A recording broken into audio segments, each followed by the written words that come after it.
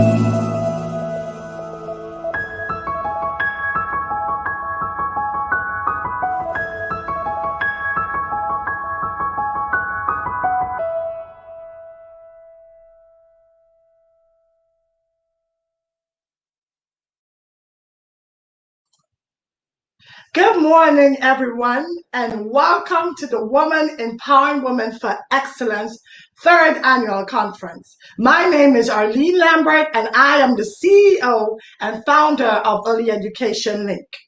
This year, our conference theme is Transforming Your Vision into Reality. This conference was created by women for the upliftment and benefit of other women, based on our four ground pillars: self-awareness, financial literacy, leadership, and health and wellness. Due to COVID-19, we have been granted a great opportunity to stream our conference live on a virtual platform, affording us the opportunity to have global conversation around the world.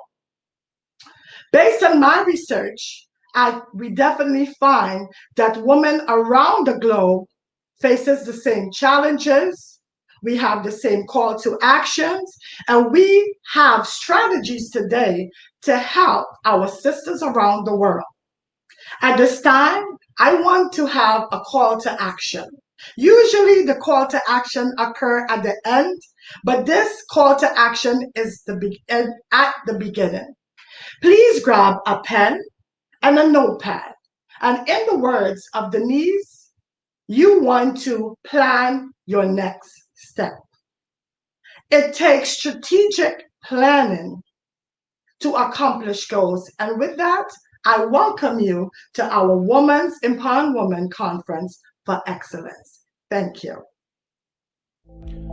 Alicia Couri is the audacious confidence growth expert and current Mrs. Elite U.S. Women of Achievement 2020. As the Red Carpet CEO, she strives to influence, educate, inspire, and entertain audiences to empower them to step boldly into the direction of their dreams and achieve what is possible despite their fears. She is an empowerment speaker, corporate consultant, with certifications in Kolbe and Predictive Index, an author, actor, podcast and web show host, beauty, style, and personal branding expert. Alicia works with developing leaders and executives to align their business goals with their current talent. Her media and video training courses are designed to boost the authority and expertise of her clients.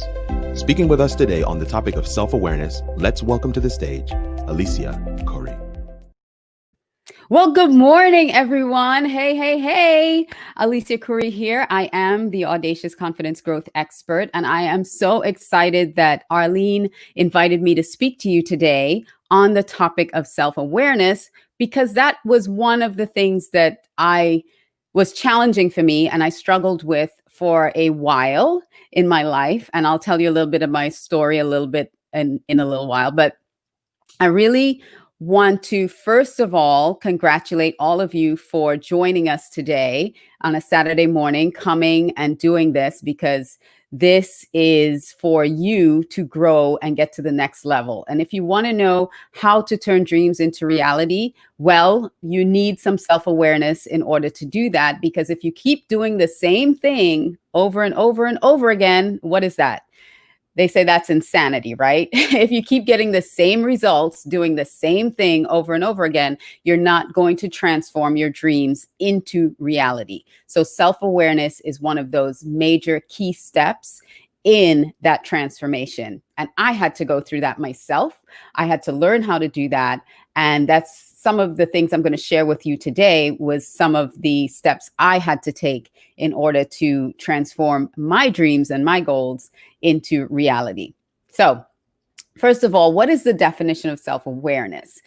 And self-awareness is really a demonstration of one's own ability to accurately recognize your own emotions, thoughts, values, strengths, and limitations with a well-grounded sense of confidence, optimism, and a growth mindset. So you want to, first of all, have a growth mindset so that you're teachable, you're willing to learn, and you're willing to do the things necessary to change in order to get to that next level. So renowned psychologist and author Daniel Coleman describes self-awareness in his book on emotional intelligence as knowing one's internal states, preferences, resources, and institutions. In my opinion, and Dr. Caroline Leaf, I learned this from Dr. Caroline Leaf too, it's your ability to take that third person sort of view from 30,000 feet, looking down at yourself and looking at your strengths, looking at your blind spots, and I'm going to talk about blind spots in a little bit. Your limiting beliefs. What things do you believe about yourself or about your situation or circumstance that's actually holding you back, that's limiting you from taking that next step? What your mindset and your beliefs around your mindset are. Fear, that's a huge one. And also your level of confidence. So I talked about, when we started, I talked about that I was doing that same thing over and over and over again, expecting different results in my life. And it wasn't until I really started looking at who I was did I start making a shift in that area. And I created these 7 steps to audacious confidence that I'll share with you. But the first step is knowing yourself and loving yourself. That is the very first step. You see, I did not really know myself. I thought I knew myself. I didn't really know myself. And I can tell you flat out, I really didn't love myself. I thought I did, but I really didn't get to that deep level of love for myself that we need to have in order to step out boldly and do things. And so you need to have that position where you're looking down at yourself and really see all of you, see everything. Be honest with yourself. That's what self-awareness is. Be honest with yourself, because then you're able to change things that you don't like. There were things about myself that I didn't like, and I wasn't making myself aware of it. But once you make yourself aware of it, that's the first step to change. So I grew up, I was a very bold, audacious child. And when I was 4.5 years old, 2 major things happened to me in my life. One, my mother cut off all my hair because it was as unruly as I was. And so people started seeing me as a little boy. And the second major thing that happened to me was we moved from Trinidad, where I was born, all the way to Australia. And when I started school at 5 years old, My sister and I were the only Caribbean children in the school. I was the darkest child with the woolliest hair, the craziest hair in the school. And there was one other child there that was an Aborigine, but Australians know what Aborigines look like, but they didn't know where I was from, how I sounded. And so for me, standing out became something that was painful because I would just walk into a room and get stares. Before in my life, as a little rambunctious child, I would walk into the room and entertain everybody. I was that kid. I was that kid that was the entertaining kid. But through the course of the next 5 years of my life, I began to shut down. So by the time I was 10 years old, I didn't speak much. I was very closed off. Some of my personality was still in there, but for the most part, I retreated into myself and didn't really want attention. I didn't want people's attention until I wanted it, so I didn't want to walk into a room and have everybody stare at me. And that sort of translated throughout the rest of my life without me even being aware of it. So things that I wanted to do, I wouldn't step out and do it because I didn't want people to see me. I did not want to be seen, but I wanted to be seen. It was a weird paradox, so I would step out and try to do something and then pull back. And it wasn't until I became aware of that pattern in my life that I would step out to do something because that's who I am naturally. But then my outside world that became so scary for me. I had so much fear around people's opinion of me and what should I do? What shouldn't I do? That I would take that step and then retreat, take that step and retreat. And there was no way I was going to be able to make my dreams a reality, continuing to do that over and over and over again. But it wasn't until I became aware that I was doing it. So sometimes it takes other people, coaches, mentors, other people around you to see that. And that's a blind spot. So I had to go through a lot of deprogramming of myself. Once I became aware that I lacked confidence, that I didn't believe in my own beauty, because again, growing up, I didn't see any examples of my skin color, my nose, my lips, my hair, my accent. I didn't see that portrayed as beautiful in my childhood growing up. So my subconscious just saw me when I looked in the mirror. I didn't see beauty. And so I had to unpack all of that. I had to become aware of all of that, all the stuff that I didn't believe in myself. And people around me would tell me, you're so talented, you're so gifted, and I wouldn't believe it. I just couldn't believe it for myself until I could, right? But you have to be able to see that in yourself. Because no matter how many times people tell you something, and start listening to what people tell you about you, start listening, good or bad. If you hear it over and over and over again, if you keep hearing, you're so talented, and you keep saying, no, I'm not, you lack self-awareness because others are seeing the talent in you and you're not seeing it in yourself. So start listening with a different ear to what people are saying to you. And maybe they might say something that's not so nice, but if you hear it over and over and over again, I heard someone talk about how they were a mean girl in middle school. They were that mean girl, and they didn't mean to be that mean girl. They were just trying to fit in and be popular, and they became that mean girl. And she said, it wasn't until I was an adult that I realized I was that mean girl in middle school, and I didn't want to be that mean girl. So she didn't want to be perceived as that mean girl. But as people kept telling her, oh my gosh, you're so mean. You're such, you're so judgmental. She started listening to that about herself, and she made a change. And she said, I don't want to be that, because there are certain things that we're born with, and there are certain things that we develop. And so the things that we've developed, the mindsets, the limiting beliefs can be changed. All of that can be changed. So let me get back to knowing yourself and not loving yourself. So one of the things that I used to know myself, aside from coaching and having other people like listening, starting to really listen to what other people say about me, to me, was assessments. I took a lot of different assessments.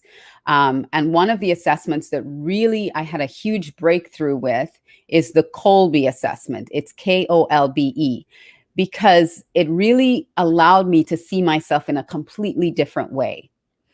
Albert Einstein says that if you judge a fish, well, he says everyone's a genius, but if you judge a fish by its ability to climb a tree, it will live its entire life believing it's stupid. And that's what I felt. When I took that Kolbe assessment, I felt, oh my goodness, I've been a fish trying to climb a tree my whole life instead of understanding the strengths that I have and really leaning into and stepping into those strengths. I shied away from them. And so, or I saw them as weaknesses because other people saw them as weaknesses. But once I was able to learn that that was who I was, and those were my gifts, my natural abilities, my talents, then I was able to lean into them and use them more effectively. And boy, oh boy, oh boy, did that make a huge change in my life. So Kolbe, it made such a change that I became certified in it. And now I help other people to understand their natural instinctive strengths. So know yourself, love yourself. You have to be able to learn who you are, learn more about you, take some courses on you, start learning. You know, we go to school to learn about all kinds of things, but we don't take the time to learn about ourselves. So take some time to learn about you and get rid of the things you don't like about you. Like some of the opinions I had of myself, I had to realize I don't like those opinions. I have to change that. I have to be my best cheerleader.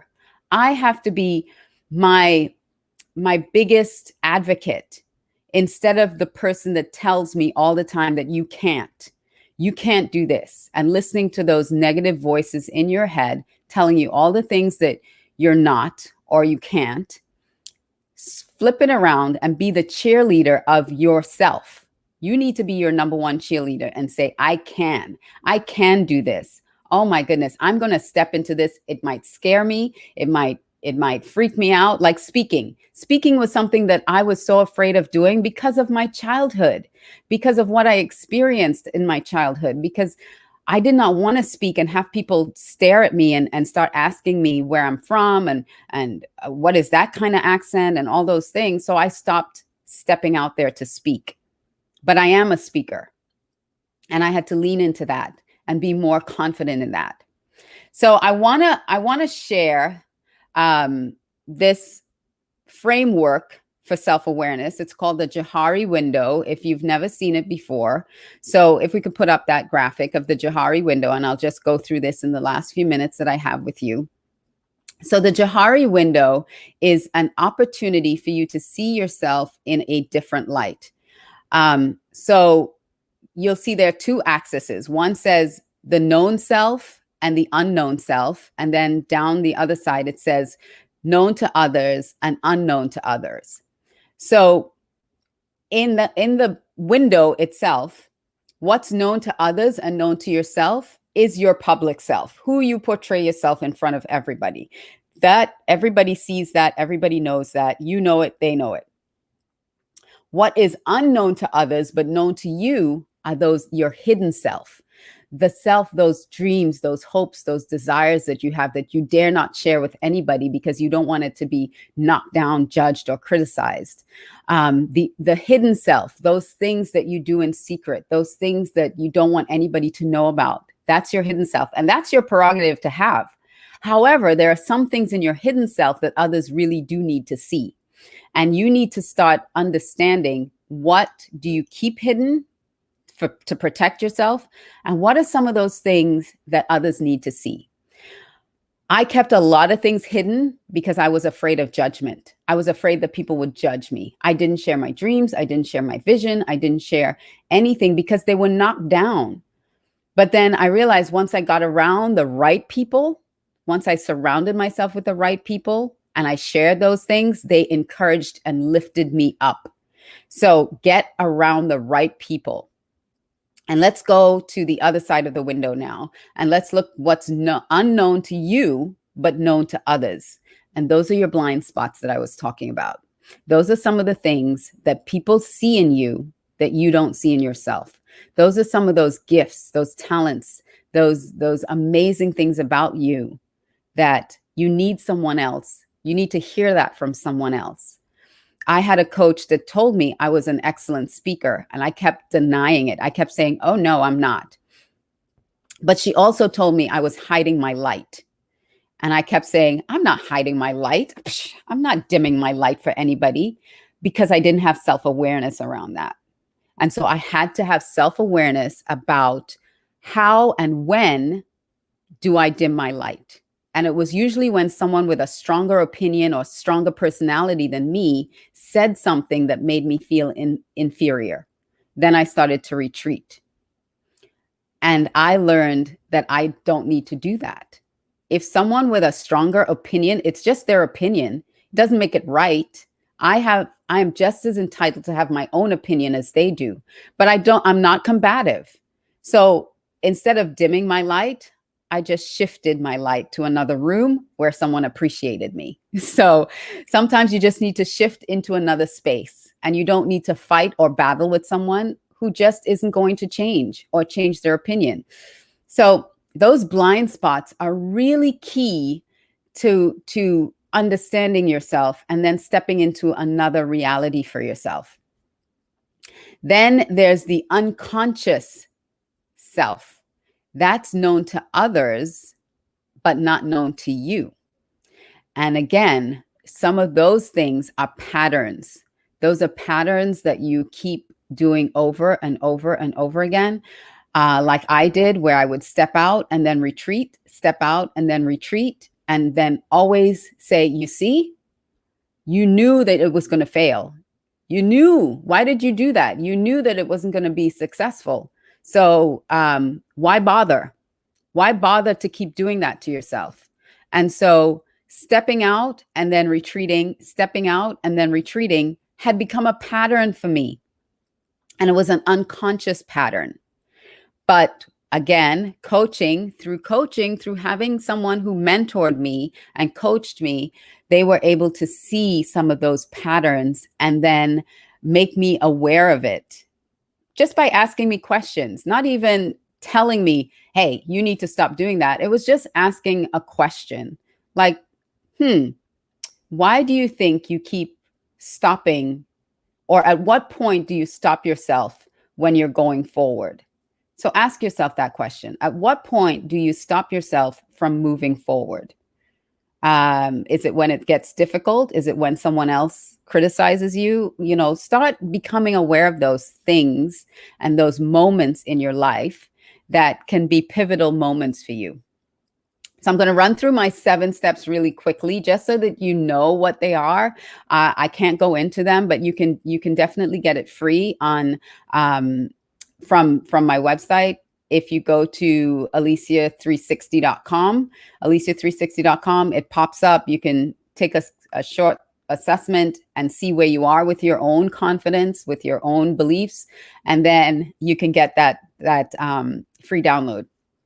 So the 7 steps are: know yourself, love yourself. That's number 1. That's all I talked about today, because it's so vital to moving forward in anything else that you want to do. And then the second one is practice and preparation. It's really preparation. Are you prepared to step out? So these are all your confidence steps. These are the 7 steps to audacious confidence. Then the third thing is your purpose and your passion. For a long time, I didn't know what my passion was or my purpose, but I do now. The fourth thing are your tags. That's your talents, your assets, your gifts, and your skills. You need to be able to catalog those things and know that about yourself. The fifth thing is your resistances. What are you resisting, and when do you resist? Are you resisting moving forward? Are you resisting the judgment of others? What are you resisting in your life? The sixth thing is the alter ego. That's one of my favorite steps. And it's developing an alter ego for yourself so that you can step out and do bold and brave and amazing things, but still keeping that hidden self, the self that you want to keep private to yourself, you can still keep that hidden self to yourself. And then step number 7 is knowing how to say yes and what to say yes to, instead of saying yes to the wrong things, and then knowing how to say no and what to say no to, because you're a people pleaser or you're trying to do something for other people that is really outside of what it is you should be doing. It takes you away from your goal, away from your mission, away from your purpose. So it's knowing what to say yes to, what to say no to. So those are the 7 steps. And I really wasn't paying attention to the if anyone was making any comments or quotes, but I so appreciate all of you for joining today. And I know we're going to have Q&A at the end of this, but I really want to encourage you and let you know that all things are possible. All things are possible for you if you have a dream, a desire for something, to do something great in your life. You have the opportunity to do it. It is possible for you. And that's why I say audacious confidence is the unshakable belief in yourself that's so bold and so brave that you step into what's possible despite your feelings, fears, or failures.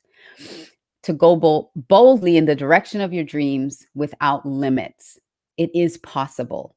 I didn't know that things were possible for me. I had hoped, but I didn't take the steps necessary to make them a reality. So get your dreams, put them on a vision board, put them in front of you. You know, the Bible says, write the vision, make it plain in front of you, and then find out, number 1, where am I right now? Number 2, what do I need to be, or who do I need to be to get to where I want to go? And number 3, what are the action steps that I need to take now? Do I need to hire a coach? Do I need more training? What are the action steps that I need to do to get to that goal? So those are the tips I have for you today. I certainly hope that this was valuable and that you were able to gain something from it. Hi, Arleen. Hey, thank you, Alicia. Thank you for that wonderful presentation. You brought up 2 great points. Love yourselves. And as an early educator, one of the things that you were talking about is self-affirmation. And that's something that I often do and practice with the children, because you talked about yourself as a child. And most of our influential experiences occurred in our childhood. So thank you for your presentations. And I look forward to hearing all that you have to say during our Q&A. Excellent. At this time, I want to again invite everyone, please go on our Facebook page, Early Education Link. There is no link that you need to log into. All you have to do is go on the page, the Facebook page, Early Education Link. You will see us live, and then you can put in comments if you so desire. Thank you. And thank you once again, Alicia. You're welcome. Gaia Calcaterra is a leader, business executive, and entrepreneur. She is uniquely positioned, having worked internationally across 5 continents, refining her talents across leadership, business, and entrepreneurship. Along with her hands-on experience leading organizations and teams and spearheading new business ventures, she also leverages knowledge gained from her MBA. Her experience includes founding and directing philanthropic ventures such as the Gratitude Project and the Hope Floats Project. She has additionally created and managed businesses such as Architecture and Invest Edge in the United States, Stonecoat in Melbourne, Australia, Vernasai Coatings in Shanghai, China, and Empire Studio in Johannesburg, South Africa. Speaking with us today on the topic of financial literacy, let's welcome to the stage Gaia Calcaterra.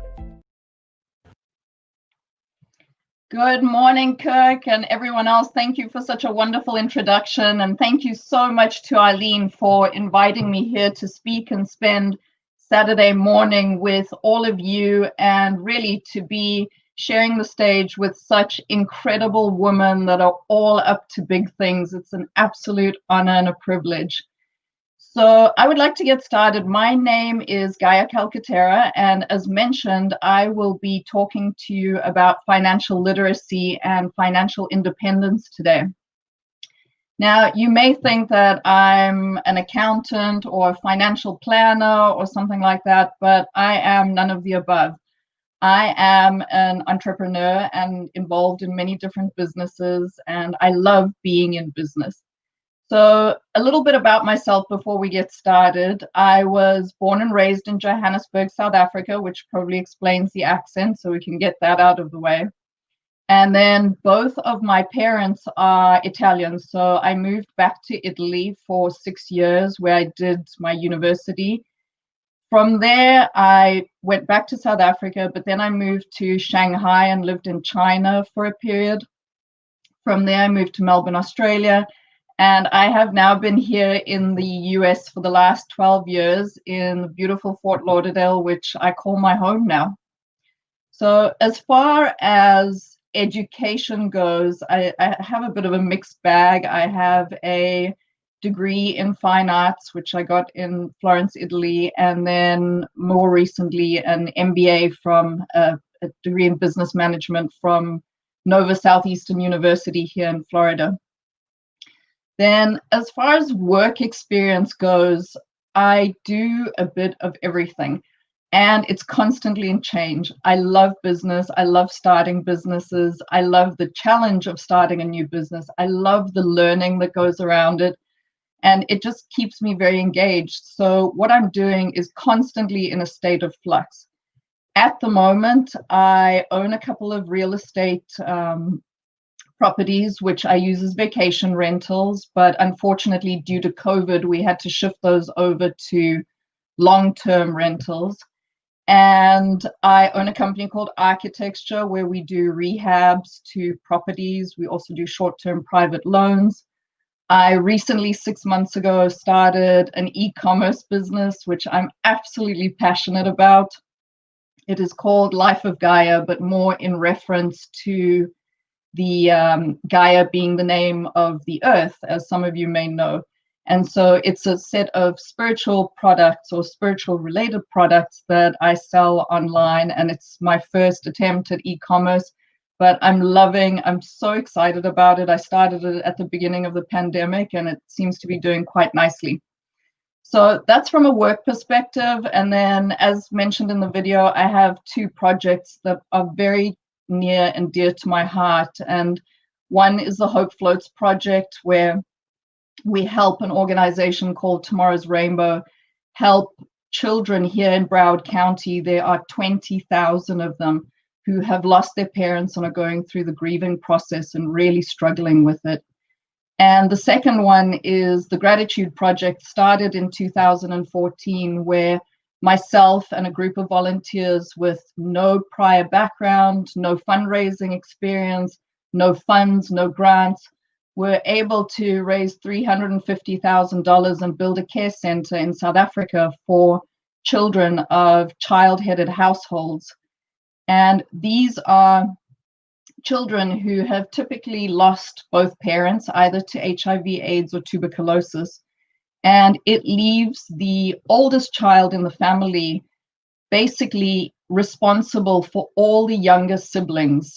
But these children are typically 12, 13, 14 years old, and they have no access, a lot of times no identity documents, no access to education, no access to food programs. So this is a project that's very, very near and dear to my heart, which I continue to support. Aside from that, from a sort of hobby point of view, I'm an avid Toastmaster, which is how I met Arleen, who organized this conference. She's done a spectacular job. So proud of her and the women that she's put together. And this is what really brings me here in front of you today. Now, I will be speaking to you about the topic of financial literacy and financial independence to empower you. And Alicia, I have to say, what you were saying before was really, really important, because things like self-awareness are not taught to us in school. And a topic as important as financial literacy and financial independence is also not taught to us at school. So having financial literacy and achieving financial independence is really the result of understanding certain key financial aspects and making the right choices in the long term based on those key financial aspects. And it really involves things like creating or implementing budgets, having emergency funds, increasing savings rates, and things like investing in the stock market. Now, I think that you would all agree with me that we are going through some extremely challenging times at the moment with COVID, job losses all around, uncertainty all around us.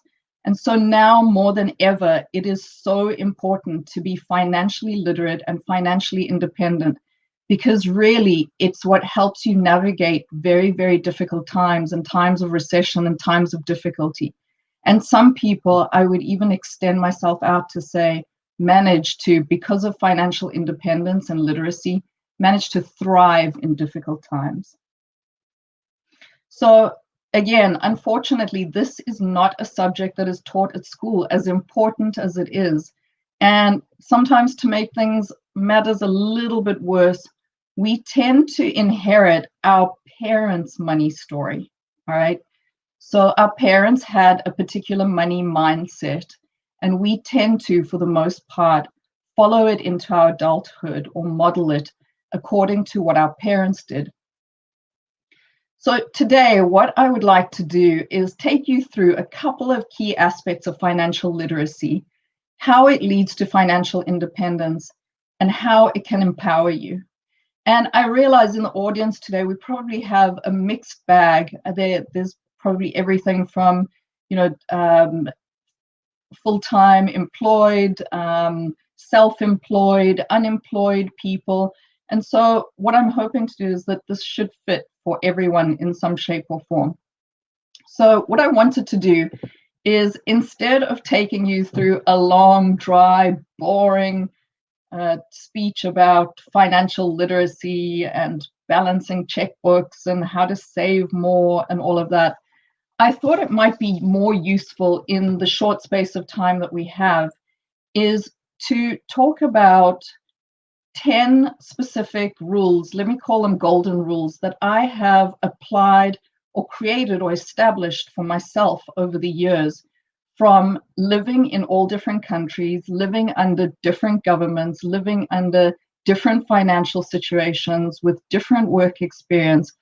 But they are a set of 10 very, very simple rules that you can apply and implement today. They will not have immediate effects, but over the long term, they definitely will. And so I highly, highly suggest and recommend that you take some of them on, maybe write them down and start implementing them, because you can start implementing them today. So before we get started with these rules, let's take a look at why financial literacy and independence is so important today. There are 5 main things. I mean, there are a lot more, but I think 5 stand out in particular. Number 1, there is the mistaken belief that a job equals security. People go into full-time employment with the perceived idea or notion that it's a secure job. But I think all you have to do today is switch on a television or read a news article to really understand that the current job loss is proof that there is absolutely no certainty in the job you have, no matter how recession-proof it is. And that the future of work is uncertain and always will be. We have artificial intelligence coming up, with the potential of machines starting to work with us or taking over a lot of jobs and displacing a lot of people. And so more than ever, it's become important to make yourself financially independent, financially literate, and flexible. Number 2 is stuff happens, unfortunately. Emergencies come up all the time. Situations change, problems come up. And today there is an absolutely staggering statistic, and that is this, that 70%, yes, 70% of Americans do not have more than $1,000 in savings or an emergency fund. $1,000. So this, again, is why financial literacy and independence is so important. Number 3, all right, we've all been helped by the government recently by stimulus checks, Social Security, PPP, EIDL loans, and all of that. But I have lived in several countries where I've learned that you cannot always rely on government. As great as the help is when it comes, unfortunately, sometimes it dries out and it's not always reliable. So again, important, very, very important to have your own financial literacy and independence and be able to support yourself, especially even in retirement. Number 4, unfortunately, well, being female. Gender inequality is a very, very real issue in the workplace today. And unfortunately, us being women sometimes have to deal with a pay gap between genders of up to 40%. Being financially independent and in charge of your own finances definitely reduces, if not completely eliminates, that gap. And then number 5 is relationships. Now, relationships, you may be single, you may be a single mom, you may be in a stable, loving relationship supported by your partner, but you never really know what the future holds, okay? You may even be in a 2-income household. But the important thing is that because you don't know what may happen in the future, that maintaining a degree of financial independence, even if you are in a wonderful relationship, is always important. And another sort of not so comfortable statistic about relationships and finance is that 90% of abusive relationships also exercise some form of financial control. That's 90% of abusive relationships exercise some form of financial control. So again, making financial independence and literacy absolutely crucial. So let's get started. I want to touch on a couple of components of financial literacy today and actually show you that there's a lot of good news and a lot of things that you can do about every single one of them. So we're going to look at savings and spending habits. You know, do you really need that item you're looking at? How much do you save? Do you save? Assets, do you know the difference between appreciating assets and depreciating assets and which one to spend on? Do you budget? Do you even look at your bank account, or is it something that's too scary to do at the moment? We're going to look at interest rates. I mean, are you aware of how much interest rate you're paying on each and every card that you use with home loans, banks, cars? I'm going to look at credit score. There's a rule around that and using credit to your advantage. Bad credit is definitely more expensive and items cost more.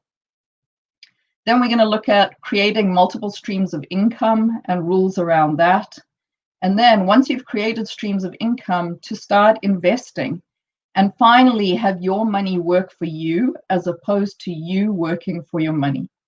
And then lastly, education, absolutely crucial. Always, always invest in yourself. You are the most important asset you have. So let's get started with these, let's call them golden rules for lack of other words to call them. And again, these are rules that I have lived by over the years, and it's been sort of the result of living in different situations, living all over the world. I've been single for the most part of it. So, you know, supporting and helping myself, living under different economic policies, different governments, all of that. And so these are very, very simple rules that I hope you can implement today and will help empower you and lead to your financial success and freedom. So rule number 1 is around spending. All right, spending and savings. So what happens is when I go into a store or I'm considering buying something, rule number 1 is I ask myself a series of questions. All right, and the questions are, do I want this or do I need it? All right, there's a very big difference. Need is about a necessity or something that you cannot live or do without. Whereas a want is something, you know, someone may have the new iPhone, or you may want to look fashionable or whatever. If it's a want, I tend to not buy it. Next, I ask myself, will this item increase my income or decrease my income? If it's something that decreases my income, I won't buy it. Question number 3, can I pay cash for it, right? If I do not have the cash available to it, it's a simple, I don't buy it. Now, this is, I mean, obviously things like purchases of a home or a vehicle, the larger purchases, this is a different story. You do need loans for that. But the rule of thumb for myself is if I don't have cash available or debit card to pay for it, I don't buy it. All right. Now, it's interesting. I mean, you probably saw me in this exact same shirt in the video that you saw before, and people laugh because I tell them that I subscribe to the Mark Zuckerberg and the Steve Jobs School of Fashion. And for those of you who don't know, both Mark Zuckerberg and Steve Jobs you'll see them always wearing the same outfits. So they have like 7 pairs of jeans and 7 of the same t-shirt. And both of them believe that spending all this time like on clothing and fashion and changing yourself is really taking away time from like critical thinking and being involved in like really, really important things. And I would like to encourage some of you to watch a very important documentary called The True Cost. Okay, it's called The True Cost. You can find it on Netflix or on Netflix. And The True Cost explains to you how the fashion industry has gone from 4 seasons per year of fashion to creating 52 seasons per year, right?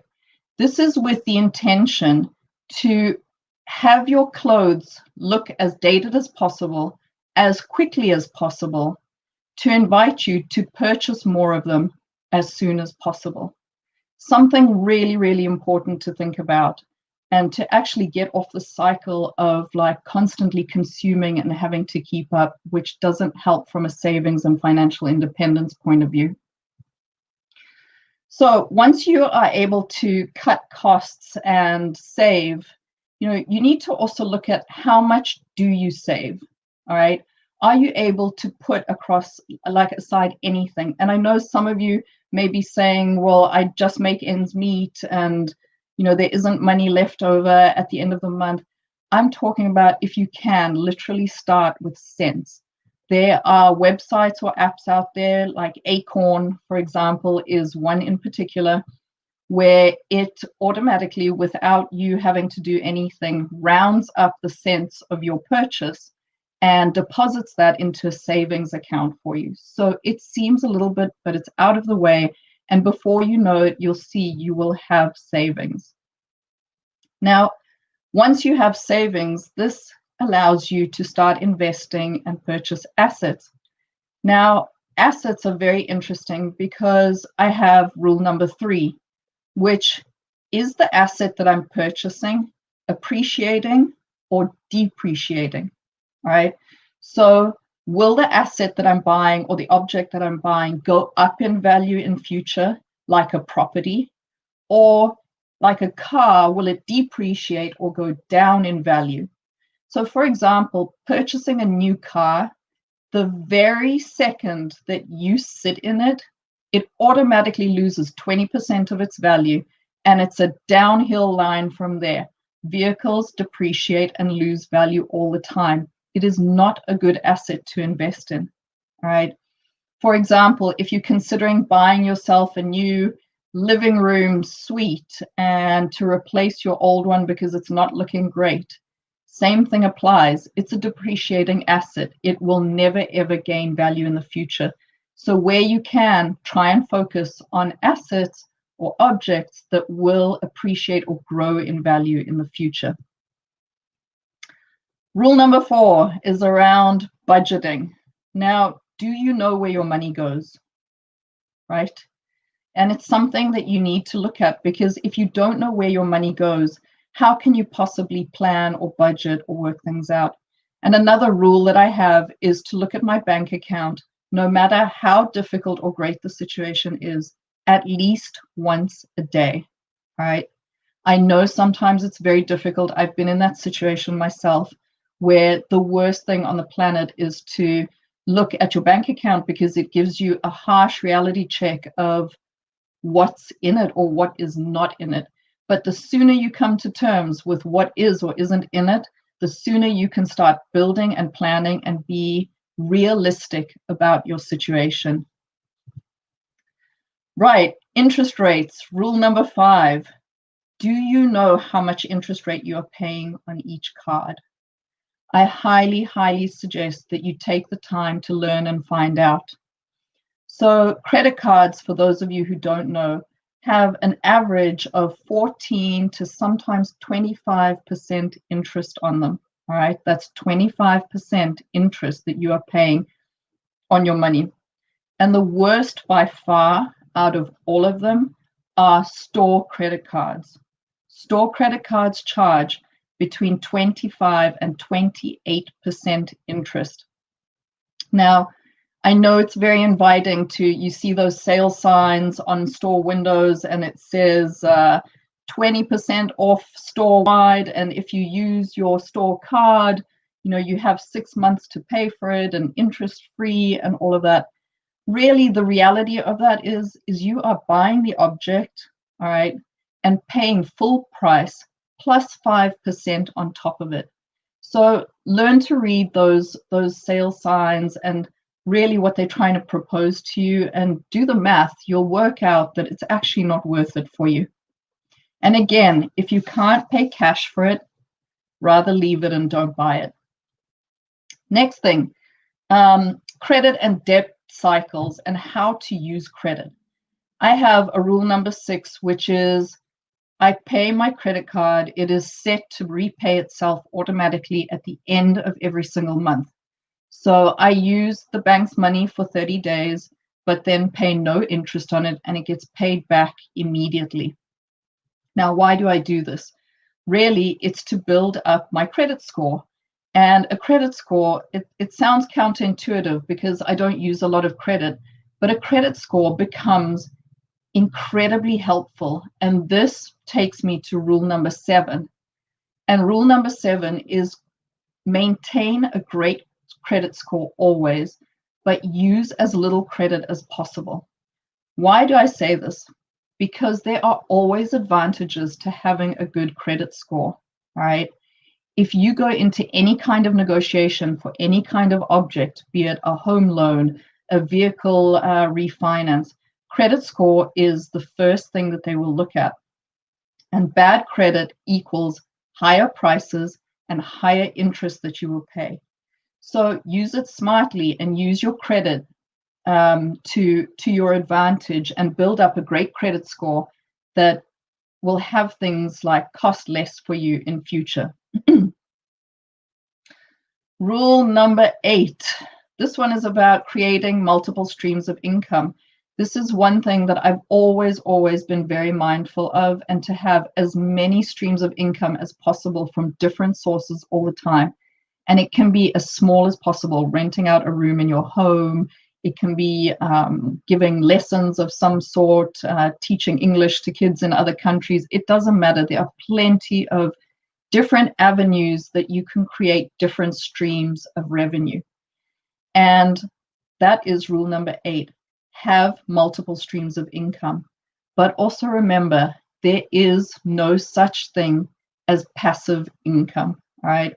I know that's upsetting for most people to hear. So unless you're some trust fund baby where, you know, you get checks from the stock market or whatever it is on a regular basis, the truth is there really is no such thing as passive income. There are streams of income that require more or less work, but I assure you, because I've tried many of them, that there is no such thing.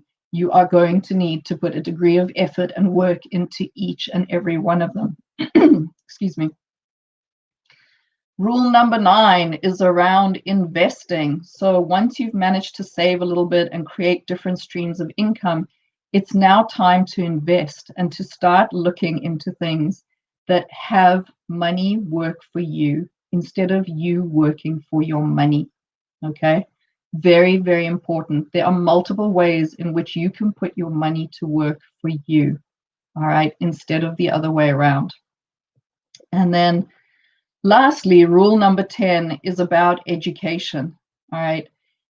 And rule number 10 is to never, ever, ever stop learning and investing in yourself and your skills. It is absolutely crucial. And I have a lot of people who say, oh, but I don't have time and I don't have kids and I don't, you know, there's just like no time in the day.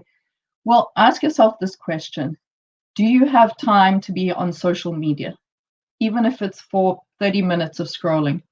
Do you watch television? Right?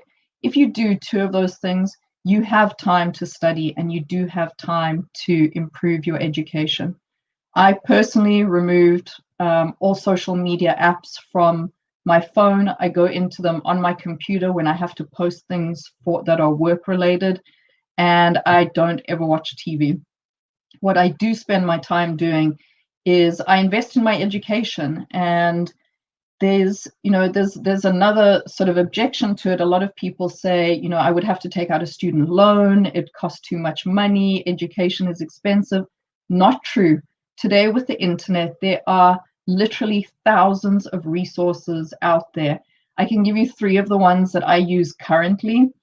There's a website called Coursera, Coursera.com, which has just about every university class, some of them are live, in the entire world, okay?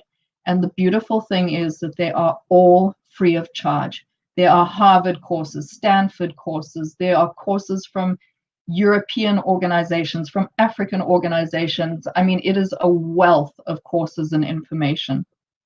Secondly, locally, there are courses, for example, Broward College has just recently put together a program called Broward Up, which is completely free of charge. It was put together due to the COVID situation that we're in, and it was to help people work on their skills and re-educate themselves and all of that. Again, sign up, great professors, completely free of charge. And then there are resources like the Broward County Library. You can go online right now, get a digital library card, sign up through an app called Libby, and you have immediate access to hundreds of thousands of digital books and audio books completely free of charge. You can learn languages, you can learn business skills, you can listen to fiction, whatever it is. So again, like so many resources out there, take advantage of them, because investing in yourself and empowering yourself is the most important thing that you could possibly do, because it's what you'll take with you forever. So that sort of brings, I believe, my time to a close. And I just wanted to leave you sort of with one final thought that, instead of, I hope that these sort of rules and suggestions will take you from some of you living in survival mode to going into thriving, all right? And the reason for that is this, is that once you get into a position where you are thriving, okay, it puts you into a very unique and special position. And that position is this. It then puts you in a position to help other people who are struggling or also need some kind of help. And then you can start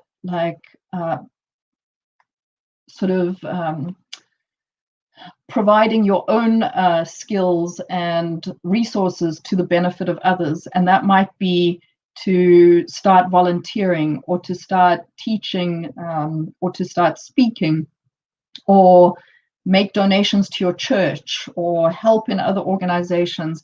Because really it's this togetherness of everything that you've learned and the skills that you practice that take you to this, that then allow you and put you in a position of being a contribution to others around you. and to uplifting everything for everyone around us. So with this, I hope that this has been helpful to you. I wish you much, much financial success and independence. I hope these strategies have been empowering and useful to you. And I'm sure you'll get a lot out of all these other incredible speakers today. And again, Arleen, thank you so much for the privilege and the honor of allowing me to be here with you today. Thank you. Thank you, Gaia, for such a great presentation. You brought up some excellent points. One of the things I have a friend, Toshiba, always talking about multiple stream of income. I'm a part of the BLI Institute, and there goes Robin. I can hear her in my head, multiple streams of income. And one thing the COVID have taught us is that there is no guarantee.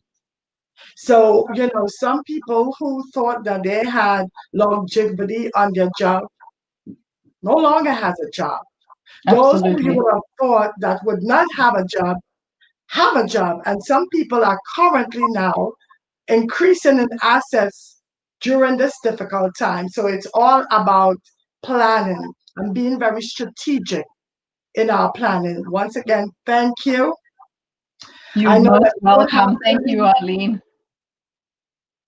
I know you will have to leave. I see there's one question for you. It says, what's the name of the app that you mentioned? So I believe I mentioned two apps. I'm not sure which one they're referring to. One is called Acorn, right? Acorn, like from an oak tree. And that is linked to your bank account, and it rounds off your purchases to the nearest whole dollar and takes those cents and puts them into a savings account for you. The second app that I mentioned is Libby, Libby, and that is connected to the Broward County Library or any other library. Actually, it's affiliated to many libraries all over the world, and you can download literally hundreds of thousands of audiobooks, digital books, language courses, just about anything. Thank you once again, and please, enjoy your contest. We thank you and appreciate you for all these tidbits that you have given unto us. Thank you. Thank you, Arleen. And we're now moving into our next speaker. Judith John is the CEO and founder of Glory Carriers, JJ Soul Sessions, and Looking Glass Mentoring. Judith John is a mother, mentor, minister, inspirational speaker, and mental health professional based in South Florida. From immigrant parents, her story consists of failures, lessons, and triumphs as she made her way through life, discovering purpose and destiny along the way. She uses her platform and expertise to assist clients in self-help and soul healing. Her clientele ranges from children to families to single adults, assisting them in reconciling the past for a better future. Her greatest joy is being a mother and godmother to all her children. Speaking with us today on the topic of leadership, let's welcome to the stage Judith John. Hi, everyone. Good morning. Good morning. Good morning. I am absolutely just overwhelmed at listening to the different speakers today. They have been empowering, and that is what this is about, women empowering women. And so I want to thank Miss Arleen for this opportunity to be back again for year 3. Woohoo! Yes, keep pushing, Miss Arleen. So I want to really just take the time to talk about purpose, even though my topic is leadership. I believe that if you are not operating in your purpose, then what are you leading and who are you leading? And so I think it's very, very important to recognize that purpose isn't really this grandiose thing that we can't understand and it cannot be developed. It can be understood and it can be developed. And this just simply means that what are you created to do? Everybody is here to bring something to their environment, their audience, their group of people that they have influence over, and then they can begin to expand their audience and begin to bring in new streams of people. And so it's so important to understand that, as folks who have gone through many things, there is nobody that does not have history or a past. But the problem is when we let our history or our past limit us as leaders. And so I just want to say really, really quickly that we're going to be talking about 5 things today. Number 1, we're going to be talking about choosing an idea. How does that, maximize who we are? Choosing an idea. Number 2, we're going to be talking about what do you need to jumpstart your idea. Number 3, who can you get to help build your idea? Building is important. Who builds with you is important. How you build is important. The 4th thing we're going to be talking about is balance and boundaries. Balance and boundaries. And finally, becoming legal. Okay, a lot of us saw that, we weren't able to get certain benefits because we were not legal. And whatever legal looks like for you in your sphere of influence is going to be really important. So here's the thing. When you have so many things that you're good at doing, you have so many things that you aspire to do. Maybe you're inspired by creating something from scratch. Maybe you have a speaking ability, whatever that is, you got to understand that that thing is an idea. That is something that you can monetize off of. That is something that you can build. That is something that you can begin to create influence through when you have an idea. The thing is, if we have like 10 ideas floating around in our minds, we don't know where to start. So we start with this, and then we start with that, and then before you know it, we finish absolutely nothing. And so sometimes when I'm dealing with clients, it's just a matter of picking one thing and becoming disciplined at understanding what we picked, okay? And so it's really hard sometimes to get people beyond themselves, and I'm so glad, that Alicia talked about self-awareness, because sometimes we stand in our own way and we can't lead others because we're too busy thinking about we're not good enough. Who am I to think that I can get this done? Who can I lead? I don't have any influence. I'm going to tell you right now that you can lead from wherever you are. If you have one idea and you take that idea and begin to break it apart, you can lead. So here's the flip side to that. A lot of times we don't realize that we have people who are leading negatively. And so I want to talk about our Black young men for a minute. I know this is a Women Empowering Women conference, but I want to take a moment to talk about our young Black men. I have raised 3 young men. I have one that graduated from college. He's now working in the field that he is called to. I have 2 that are currently in university, both of them on athletic scholarships. One of the hardest things as a woman, I think, raising young men is the negative influence that impacts them just because they show up into an environment. And let me qualify my statement. My children were in a school that was predominantly African American at one point, but I took advantage of the No Child Left Behind. If you remember that, we had that in Florida, the No Child Left Behind. I took advantage of that to bring them into another environment. And in making that decision, I saw that there was one son who thrived a little bit better, and the other 2 were trying to figure out, how do I identify? And so for that being said, the negative influences, one idea that I can be rich quick, I can become a rapper, I can become whatever that stigma is, started to kind of curve the idea and the mentality of the 2 younger boys. And so at one point I had to deal with a lot of things because of one idea. One idea was driving the 2 younger ones in another direction, but I had to come up and show up as a mom and equip them with the right things to change that one idea. And so when I talk about the negative aspect of one idea, that's the gangbanging. Okay, that's the selling of drugs. That is the idea that I do not need an education. All I need to do is find a way to come up quickly, right? But that one idea got changed when I got them involved in different activities. And so football was the thing for my younger boys. Now, my older son thrived. He became, excellent. He ended up getting a special diploma from Fort Lauderdale High School, and then he went on to complete his education. but I had to find something that was going to change the one idea of getting rich quickly. And so they are both in school right now. They're both, getting their education while doing what they love to do. But guess what? COVID-19 hit. So that one idea again, I had to change it. So what am I saying about the negative part of one idea? When you have an idea to do something, there are always going to be people around you that either going to help build that idea or going to tear that idea down, which brings me to my next point. What do you need to jumpstart your idea? So for my boys, they needed a coach. And so there were coaches around their lives that kept them on task, included them in whatever they were doing, checking on them academically, because there was an idea of I can be something outside of education, right?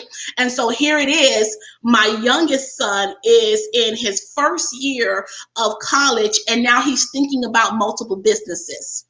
Outside of just playing football or being an athlete, he's thinking about other things that are going to monetize who he is as a man. And so one idea is still developing, and it's still transforming, and it's still growing. And this is the thing. When you surround yourself with the right people to build an idea, leadership is inevitable. Here's the thing. You have to lead from a position of understanding. Number one, I lead myself.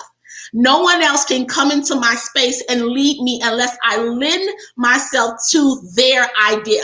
And so those coaches were cultivating something in my young men that I couldn't give them. All I could give them was the resources of I need someone else to come in and lead from another position, someone who has done it, someone who has been there, someone who has done that, and someone who wants to. That is the other thing about one idea. So there's still this pull from the environment that my boys are in to have other ideas. But the position and the accountability of someone with another idea kept them on course. And so now this idea is a part of the core of who they are. And so being intentional about the people that you come into contact with your one idea is really, really important. Okay, which brings me to the next thing. Who can help you begin to see beyond where you are? So this goes back to the self-awareness. Like sometimes we have these great ideas and we want to lead from where we are, and we don't have anyone to show us what we don't have or what we do need. And that's very important because that brings us to education. And I believe that our finance individual talked about educating ourselves. And so here's the thing with education. Education does not necessarily mean the thing that you do because it's required, right? So our kids are required to go to school. They don't necessarily do the right thing when they go to school. Here's the other side to that. The requirement of what you need to get to where you're going, building out your idea, okay? And so that might mean, okay, once I'm done with regular, K through 12, it's just like what these other speakers have been saying. What do you need to understand about finances? What do you need to understand about yourself? What are your blind spots? If you can't locate those things, we will go into what I like to call self-sabotaging behaviors. What is that? Self-sabotaging behaviors is along the lines of when we start to say things and we don't really back those things up with words, or if we say them and then we kind of counter say them, and so we start to sabotage ourselves based on what we're saying is what we're thinking. And if we're thinking it, it's inside of us, right? And so when we begin to understand that self-sabotaging behaviors limit us to come from becoming who we are completely from that one idea, which brings us back to purpose. Why are you here? Your existence is not in vain. Your creation is not in vain. You are here to fulfill something.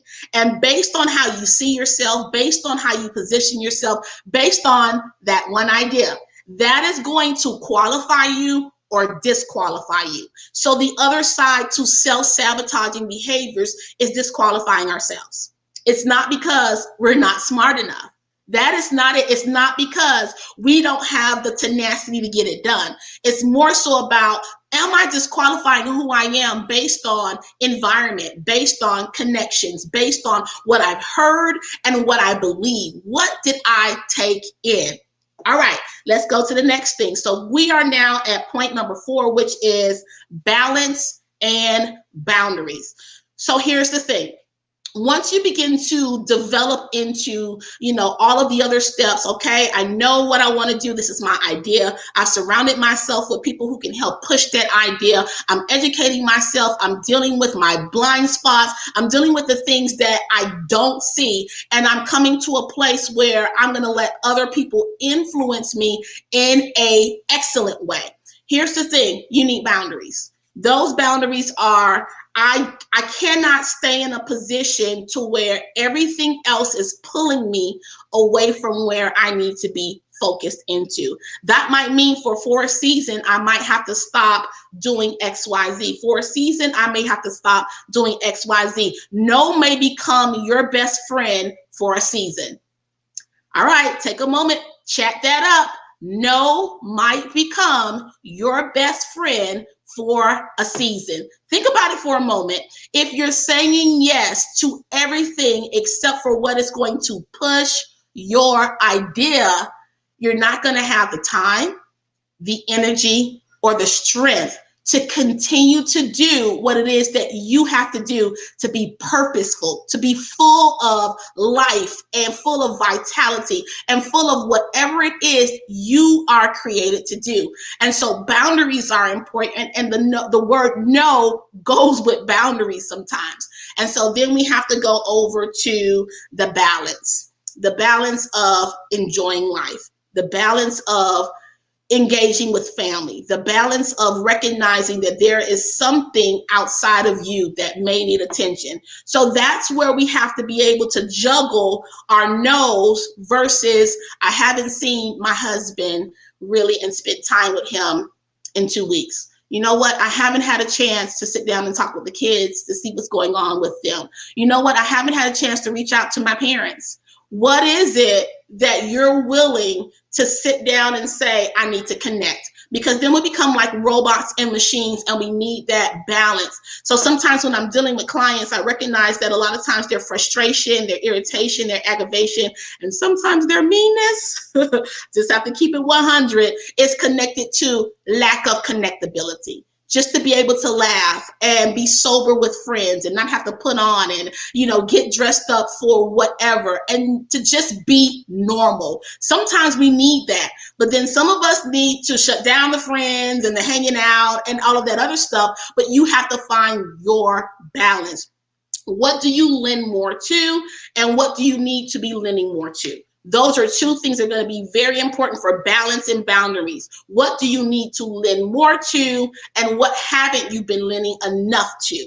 Okay. And then finally, you need to become legal. So whatever that idea is, whatever that thing is that you feel like you're passionate enough to do, once you've gathered the details, once you've done the research, once you've figured out who's going to help you build that thing, what do you need to become legal? Let's talk about the hair industry for a moment. In Florida, a lot of people don't know that you don't need a braiding license anymore.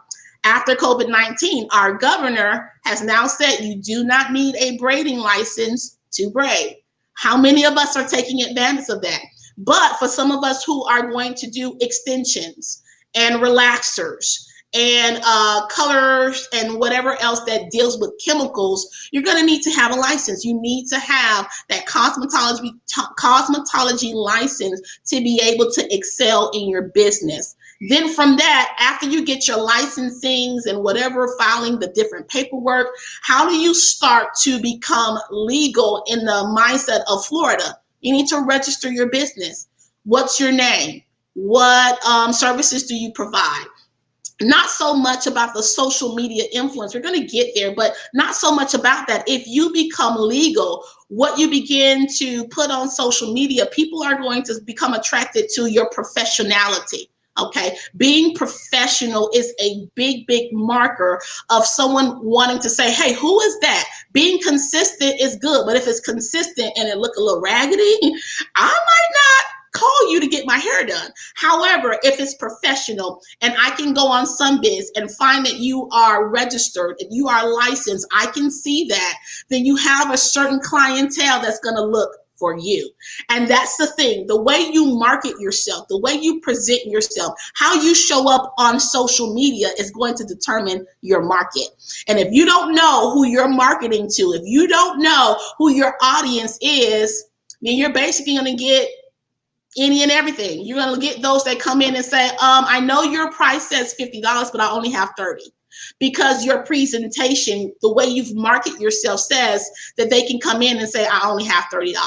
But as you begin to build up who you are, you become registered and you do whatever is necessary to be legal, then you will begin to have a confidence. And what people don't understand is that there is something that comes along with having credentials. There's something that comes along with not just saying I do this, but you can prove that you have trained to do that. Man, oh man, you don't get the Joe Blows and the fly-by-mice. And please don't misunderstand what I'm saying. We have, a heart to help people who may not have. We have that. But I'm not speaking to that right now. I'm speaking to those who are called to lead where they are with one idea. And I'm speaking to those who understand that there is always a non-for-profit side that we do. There's always a part of what we do that we help others, always. But when you're talking about monetizing who you are based on an idea, that means you show up and you lead regardless. So if you're a student, you show up and you lead. You do your work with precision and accurateness. You make sure that you're not lazy or sloppy. You make sure that if you're in online classes, you don't show up in your pajamas, that your hair is combed, your teeth are brushed. You show up ready to rock. And if you understand those basic principles that you are a leader no matter where you go, one idea, when that one idea comes and you start to settle through that and look that through and dig through it, you're going to show up in professionalism. You're going to show up in not perfection, but in this purposeful place where you know who you are, which brings us to authentically me. So I'm going to end this with this. So I am the CEO of Authentically Me, and I have a series on YouTube. And so here's the thing with Authentically Me, I had to learn how to be authentic. And that's not always easy when you are in a society that says, being beautiful is light skin, and being beautiful is long hair, and being beautiful is this, right? And so I learned how to kind of just press down who I really was, all because I didn't believe that the authentic me was good enough. It didn't matter if I was in classes. It didn't matter if I was whatever. Some of you know my story really, really well. There was a time where it's like, I am not good enough to do anything. I was just that beat down in my self-esteem and my self-worth. And I remember as I was coming through certain channels of life and developing and growing and going beyond my mentality, there came a time where it was like, I like me. I like smiling. I like being, just forward. I love just telling it like it is. Why should I have to change that? Why should I have to dummy that down because it may be offensive to someone else? And so I was learning balance. I was learning the boundaries of being quiet, because I'm a person that will sit back and watch. But I also learned the boundaries within myself where it's like, well, why do you think that? And so it led me on the course that I am right now. Not only did I become okay with who I was and who I am, I began to want to help others, help them discover why do you do what you do, which led me to biblical cognitive behavior therapy. And so in doing that, I'm leading others and just showing up sometimes. I'm leading others to say, hey, I've been there. I've been there where I was on every type of assistance. I've been there where I didn't think that I would come out of low income, whatever. I've been there, I've done that, and I have a t-shirt. But here is the time where I am now walking in the purposefulness of who I am. Not because somebody made me that, but I had one idea. And that one idea was I can be me without apologizing. So authentically me was birthed from that. And so now the therapy that I do is not so much about finding out, well, do you need to do this or do you need, no. Let's go back. Why do you do what you do? I challenge you today. If you are aspiring to be whatever, you can lead where you are. And that means that you have to tear down all of those thoughts, all of those hate images, all of those things that keep you buried in a false you, a false self, and rise up to the occasion to say, even if I don't lead anybody else today, I'm going to lead myself. I'm going to lead myself into purpose. I'm going to lead myself into strength. I'm going to lead myself into determination. I am going to lead myself today. I'm going to lead by not having a bonnet on my head. I'm going to lead by at least doing hygiene today. I am going to lead myself. And as we begin to develop those new mindsets and take a picture of who we want to become, it is only then that we'll show up authentically. All right, guys. Wow. Authentically being me. Thank you, Judith John, for such a powerful presentation. You did an awesome job. I like how you talk about being the authentic me. And I like when you even give us a little bit of testimony about yourself. You were not where you were supposed to be. You were beat down. But now look at who you are as a person. And if you can do it, anybody else can. You brought an excellent point with your boys, your Black boys that is living in America today. It takes empowered and strong women to raise boys. And we look forward to having that type of conversation in the Q&A portion of the conference. And it's powerful. I hope the audience who are listening can see how the layout of self-awareness about financial literacy and even leadership, how it's one segue into the other segue into the next, presenting itself now to being a holistic approach to being a better us. And thank you for your presentation. You're welcome. Thank you for having me. And now we are looking forward to our next speaker. Eva M. Francis is a passionate nurse, healthcare leader, and former Associate Vice President of Critical Care and Emergency Services at Mount Sinai Medical Center. Eva is a transformational leader and strategic clinical program developer with experience working on high-profile leadership and healthcare assignments. Eva is the president and founder of Brilliant Healthcare Training and Consulting, as well as the founder for the National Nurse Empowerment and Scholarship Institute, where she hosts high-powered events quarterly for healthcare professionals and purpose-driven leaders. Eva is an award-winning leader, a best-selling author of 2 books, a professional speaker, and also certified leadership teacher with the John C. Maxwell team. Speaking with us today on the topic of health and wellness, let's welcome to the stage Eva M. Francis. Thank you so much, Kirk, for that amazing and that's powerful introduction. I am so excited to be here, everyone. And I'm going to be talking to you today about a topic that is near and dear to my heart, and that is self-care, health, and wellness. It's not only near and dear to my heart because I've been in healthcare for many, many years.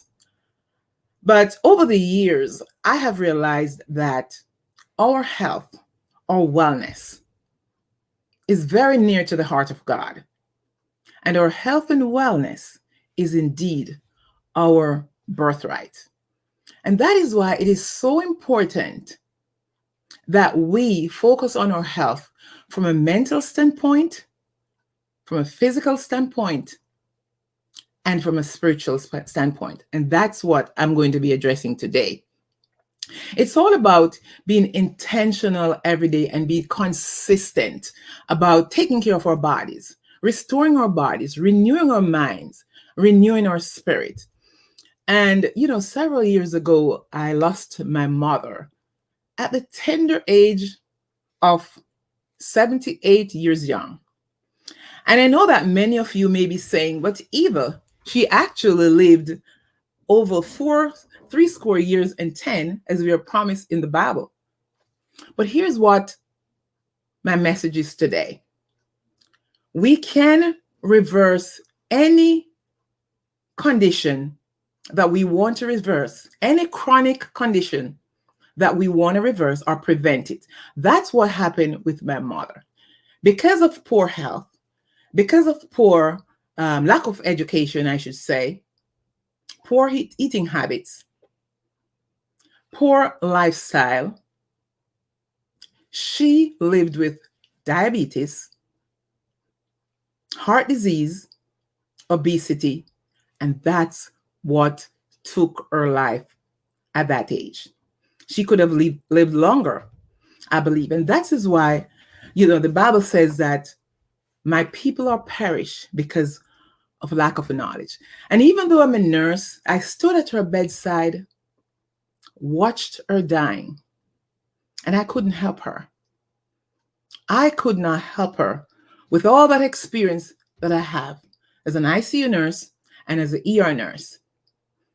But ladies and gentlemen, we have the power to control these chronic symptoms that have ravaged the lives of so many Americans and so many of our family members today. According to CDC, Center for Disease and Prevention and Control, 6 out of 10 adults have at least one of these chronic conditions. And 4 out of every 10 have at least 2 of these chronic conditions, and they are reversible, and they can be prevented as well. So that is why health and wellness is at the heart of God, and it is so, so important to us. Think about it. If we as a nation could improve our environment to make it so easier for better healthcare choices, or having a healthcare system that can reverse these diseases, most of us would live our best life in health and wellness. Ladies, and I know we have some gentlemen out there, health and wellness is not something that we can place on the back burner of our lives. Health and our wellness, we cannot afford to place it on hold. It is that important to live the abundant life that God calls us to live. The World Health Organization defines health as a state of complete physical, mental, and social being, and not merely the absence of disease and infirmity. But I want to add something to that definition. So my definition for living a healthy life is this. It's a state of complete physical, mental, and social and spiritual well-being, not merely the absence of disease and infirmity. And that's why spirituality in health and wellness is so important. And how many of us out there can say that based on that definition, we are living the healthy life? How many of us can say based on that definition, we are living the life that we really, really want to live? Maybe some, maybe not too many. So today I am going to be promoting health and wellness from a holistic standpoint. James Allen, who is a British writer, inspirational writer, he said, "As a man thinketh, so is he." So what we believe about ourselves will influence our behavior. It will influence our emotions as we look at our health. Many of us just say words, anything that comes to our mind regarding our health. And sometimes we have to be so kinder to ourselves about our health and our wellness. We say words by not realizing what we are saying about ourselves and about our health. We say something like, "This one gives me a heart attack," and "This one gives me a headache," that kind of a thing. And I know we don't realize these words that we say about ourselves, but I'm here today to remind you that our thoughts and our words are so important when it comes to our health, when it comes to our physical health, or mental health, and our emotional health. And that brings me to the 3 aspects of wellness that I'm going to be addressing. So the first one is our mental and our emotional health. How do we manage and how do we handle our emotional wellness, especially in today's era where we have so many things going on? We are living in a very high-powered political climate. We are living in going through pandemic. We are going through so many different things, racial tension in our society today. How do we handle our mental wellness? That is something I want to remind you that we have to protect so we can live the life that we were called to live.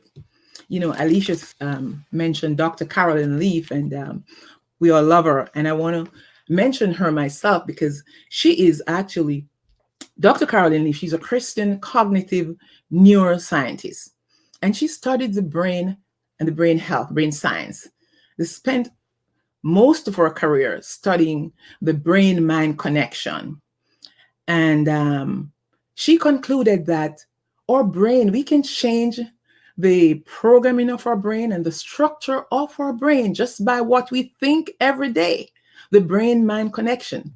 And that's why it is so important that we accumulate and we harvest in our mind the things that are positive, that are great, whatsoever things are lovely, whatsoever things are great.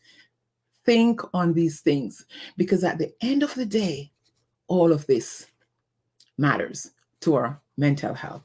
It matters to our entire health and our well-being.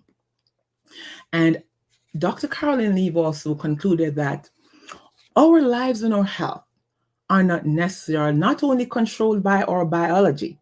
A lot of us give excuses about our biology and our DNA or genetics, but it's not only controlled by our biology or our genetics. Our health and our wellness is also controlled by our lifestyle, our attitude, and our behavior.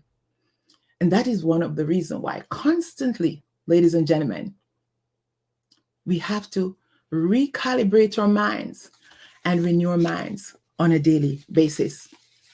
So let's continue to talk about our mental wellness. How do we continue to live healthily when we are bombarded with so many things? What are you thinking of every single day of your life?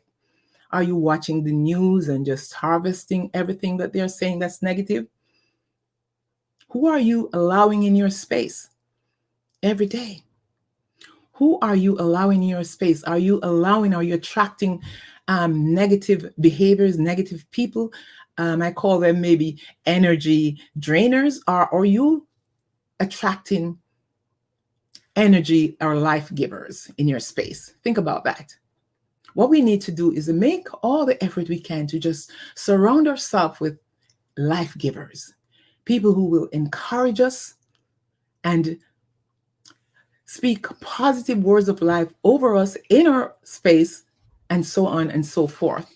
Because sometimes we can have emotional drainers, people who just constantly dumping on us. They don't want to hear the truth. They don't want to hear the right thing. They don't want to change. They're just constantly throwing things at us all the time. And I'm not saying that it is not important to listen, to counsel, to mentor, and to train, and to encourage. But I'm saying you have to guard your heart, guard your mental wellness.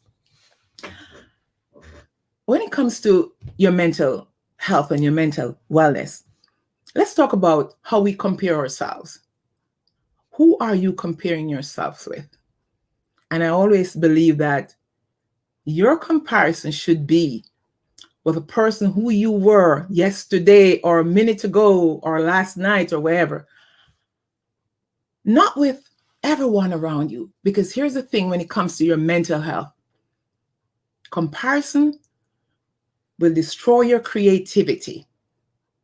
Comparison will destroy even your hope, your dreams, your goals. And if you do not take anything else away from me today, as far as our mental wellness is concerned, remember this: compare yourself with who you were the day before or the minute before, not with anyone else. You know, when you look around us, there's so many things out there to attract us and to distract our minds. But we have to be so careful, and we have to nurture and be kind to our mind as much as we can. So we cannot compare ourselves to someone else's false narrative and leave out our own reality. As far as our mental wellness is concerned, who do you need to forgive? Who do you need to forgive today? Some of us may just need to pick up the phone after this conference and call somebody and say, listen, I forgive you. You know, many years ago, I had someone who did something wrong to me, and I had to forgive that person. And as time goes by, I thought I forgave the person. And I would say, wow, I know I forgave. God has given me a spirit of forgiveness, and I know I've forgiven the person. But every single time I thought about that person, like an anger rose up in me. And I said, wait a minute. I was so angry to the point that even having chest pains at time. And I'm like, maybe I didn't forgive, but yes, I forgave that person. So I prayed about it. And here's what God showed me in my spirit. He said, you actually did not forgive that person 100%. Ooh. And I said, wow, this is something I need to work on then. So it took me a while, but what I did, I picked up the phone and I called the person. And first thing I did was ask that person for forgiveness. Please forgive me if I've done you something wrong. And I want you to know that I have forgiven you. And that was it. It was very difficult to do that. I did that. And after that, all that chest pain and all that anger just literally disappeared. And I've learned it over the years that unforgiveness is one of those things. And they say it like this. Unforgiveness is like drinking poison and expecting the person to die. And it's really true. You know, I have a book called Get Well, Live Well. Here's my book, Get Well, Live Well. And I have an entire chapter on unforgiveness and forgiveness in this book. So go on Amazon and get this book. It's called Get Well, Live Well. Get Well, Live Well. Get this book and read all about how to forgive someone to improve your health and your wellness. I got this quote from a friend of mine, and I won't take credit for it. And he says, no matter how much kale you eat, no matter how much alkaline water you take, or how long you spend on the treadmill, or how much juice you're doing, if you are harboring unforgiveness in your heart, bitterness and resentment, ladies and gentlemen, you are still unhealthy, unfortunately. So this is how powerful forgiveness and unforgiveness are. Forgive, forgive, forgive, and you will walk in freedom. You will walk in better health, because I have proven it for myself. I have proven it for myself. So that as far as our mental wellness is concerned, and we have a choice. And that's why the Bible said that choose this day. I have set before you life and death. Choose one of them. Let us choose life. Let us choose life. And that will help our mental state. And how do we do that? How do we do that? And that leads me to my second point, which is spiritual wellness. How vital is our spiritual wellness as far as living the healthy lifestyle? How vital is our spiritual wellness? The two most important aspects of spiritual wellness are meditation and prayer. See, a lot of times when I'm asked to speak about health and wellness, many individuals are looking for medication, because I've been a nurse for many years, medications, and they're looking to hear about all the medical terminologies and the science out there with medications and conventional medicine, I should say. But here's the thing. I'm giving you some natural tips today that you can walk away with without even thinking about medication per se. We are talking about wellness from a mental standpoint, from a spiritual standpoint, and a physical standpoint is a package. Is a package deal. And until we have this balance, we cannot walk in divine health. We cannot walk in abundant wellness. So the two most important aspects of spiritual wellness are meditation and prayer. Meditation and prayer. And they are so important because, the Bible talks about the word of God is medicine to our flesh.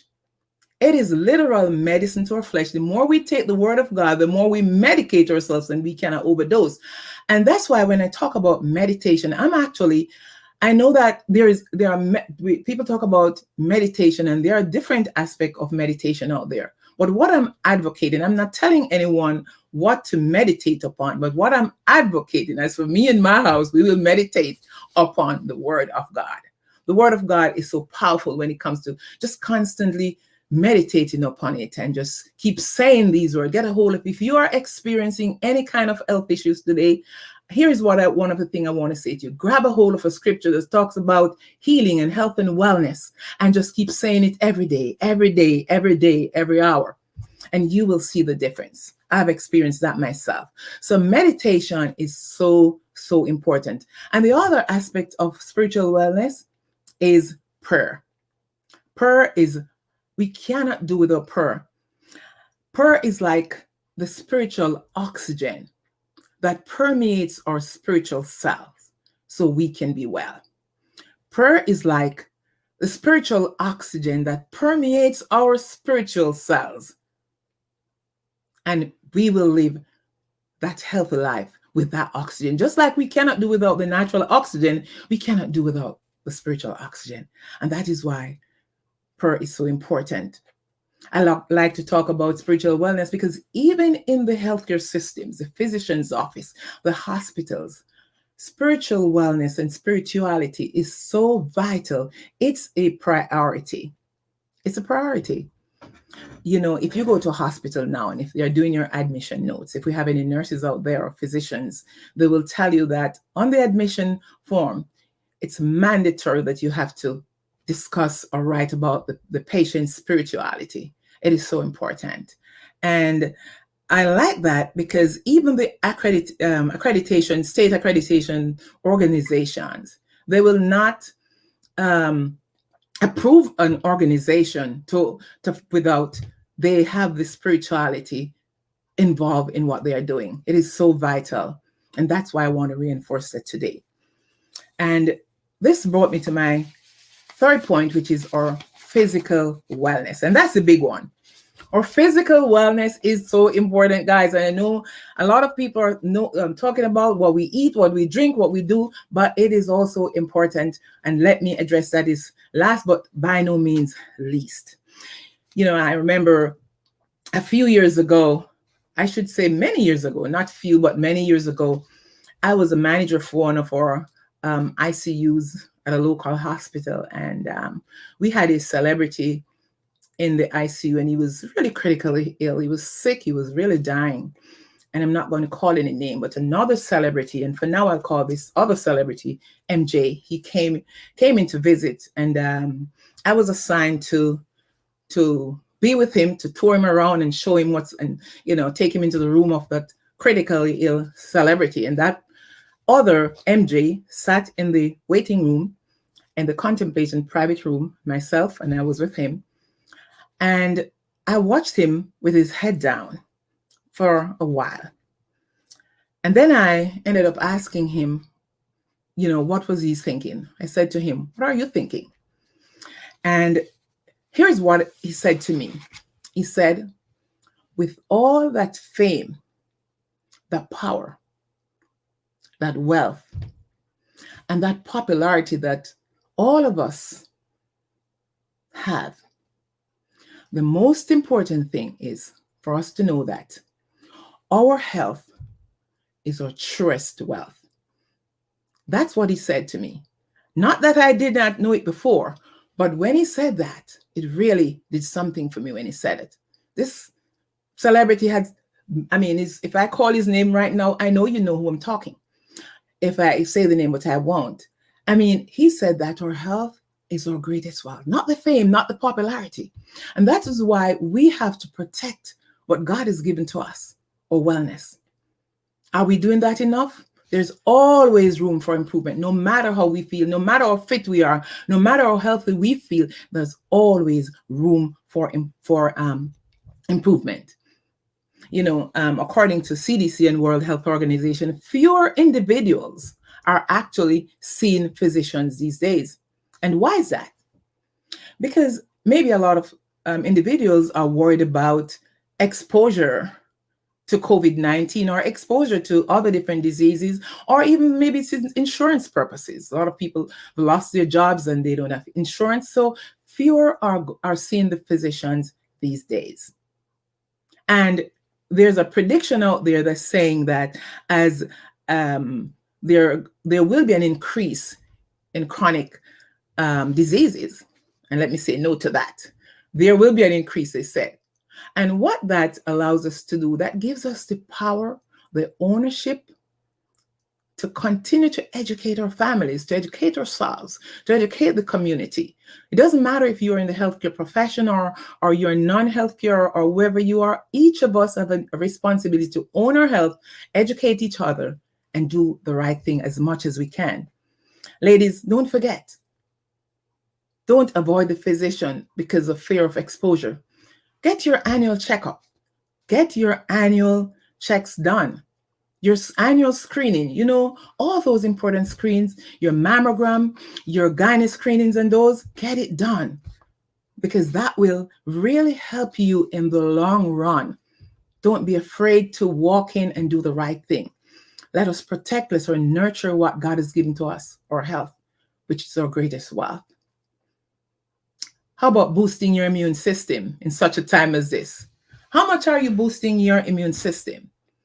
And when I say boost your immune system, we can boost it in many ways. Hydration or exercise, taking high quality supplements, high quality or vitamin C or zinc or vitamin D. How much are we boosting our immune system so we can ward off all these diseases that will come our way? It is so important. How about our gut health? Our gut health is very, very important. Take a pre and probiotic. It is very, very important to regulate your gastrointestinal system. And by the way, let me just say this, that the information that you are receiving today is for educational purposes only and for inspirational purposes. Do not use this information to treat or to diagnose. It's just a disclaimer. Please consult your physician or your healthcare provider for any changes that you want to make to your existing condition. Just want to drop in that disclaimer. So continue to take care of your gut health and hydrate yourself in such a way, eat high fiber content. Some of us don't have regular bowel movement. It's a hard thing to listen to, but the truth is we have to at least move our bowels once a day, not once a week, guys. If you're moving your bowels once a week or twice a week, that's not good. Increase your fiber, increase your hydration. These are so important. And let me talk about the most important one, which is nutrition. And because a lot of us, we have so many different ideas. We have been bombarded with all sorts of information daily about what we eat and what we should not eat, what we could eat yesterday. They said today we cannot eat it. But here's the thing. All these fad diets out there and all these different diets that they are sharing with you, different diets to lose weight and all these things. Some of them are important. But I want to boil this down into few simple things. We want to boil these down into some simple facts. And here are the simple facts. Eat more roots, more fruits, more leaves, and more flowers. Did you get that? More roots, more fruits, more leaves, and more flowers. And when I say roots, I'm talking about beets, ginger, turmeric, garlic. Fruits, tropical fruits, tangerine, oranges. We have tons of that. Many of us are living in South Florida. Fruits, leaves, and flowers. Spinach, broccoli, cabbage, radishes, Those are some of the important things. So once again, more roots, more fruits, more leaves, more flowers. And what you should eat less of? Less dairy, less meat, less wheat, and less sweets. Less meat, less sweets, and less sweets, and less wheat. Keep it simple. Keep it simple. Eat the things that God has created. There's a scripture in the Bible that said that let leaves be your food and water be your medicine. It is there. So let us continue to do the best we can. We don't always get to eat organic, but if we can, have organic if you can. If not, eat the cleanest and the best that you can and have a balance. Don't let anyone tell you that you have to do this, you have to do that. Remember that your health and your wellness it do not boil down to your biology or your genetics. Much of it is our behavior, our lifestyle, our attitudes, and how we take care of our greatest asset, which is our health. How we take care of what we have.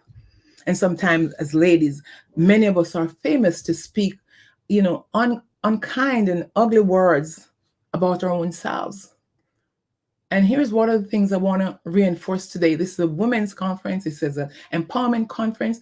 I want to say to you, let us be kind to ourselves.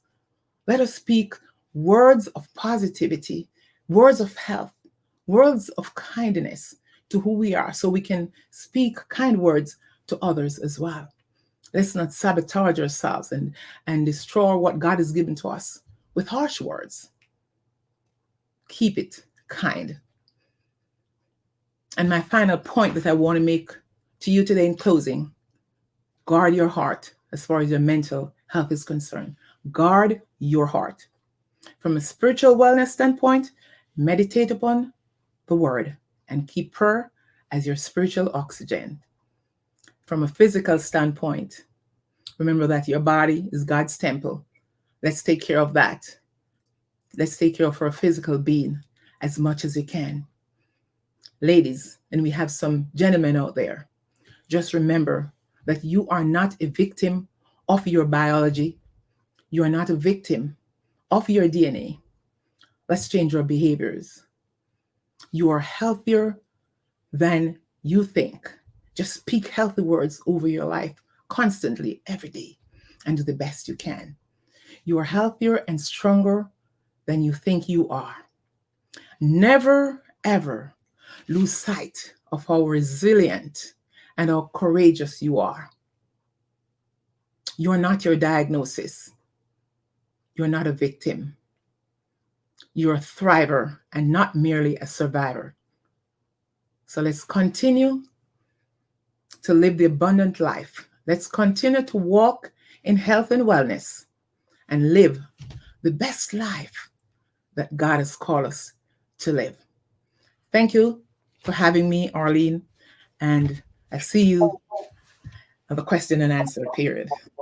Yes, well, Eva, thank you for that inspirational presentation. And again, the foundation of Woman Empowering Woman for Excellence has 4 pillars. And every time one speaker or one presenter move on to the next, you can see there's a stage that is set in with the segue. We keep hearing words like, be kind to yourself, self-awareness. One of the things that you talk about is changing our narrative, because once we change our narrative, we can actually change the trajectory of our lives. We don't have to listen to what other people have said, where our parents came from. We can actually impact our lives by changing the narrative, the things that we say to ourselves. We have to be intentional. And you just call out the diet. I'm going to try my hardest, because you have just called out my diet as not being such a great thing. So I have to work really diligent to become the better me. And, women around the world, like I said, these conversations, as we are in Florida, but women around the world are facing the same challenges. And mental health is something that is huge right now that we are being affected by and actually impacting our lives, and not just our lives, but our family life, our county life, and the economy of our country as well. You know, so far with COVID-19 as well. So once we get to the question and answer portion of the conference, we would have more time to inflect and more engage in rich conversations so that we can share with our audience today. So at this time, we are going to lead into our award portion of the conference. Thank you, Ava. Thank you.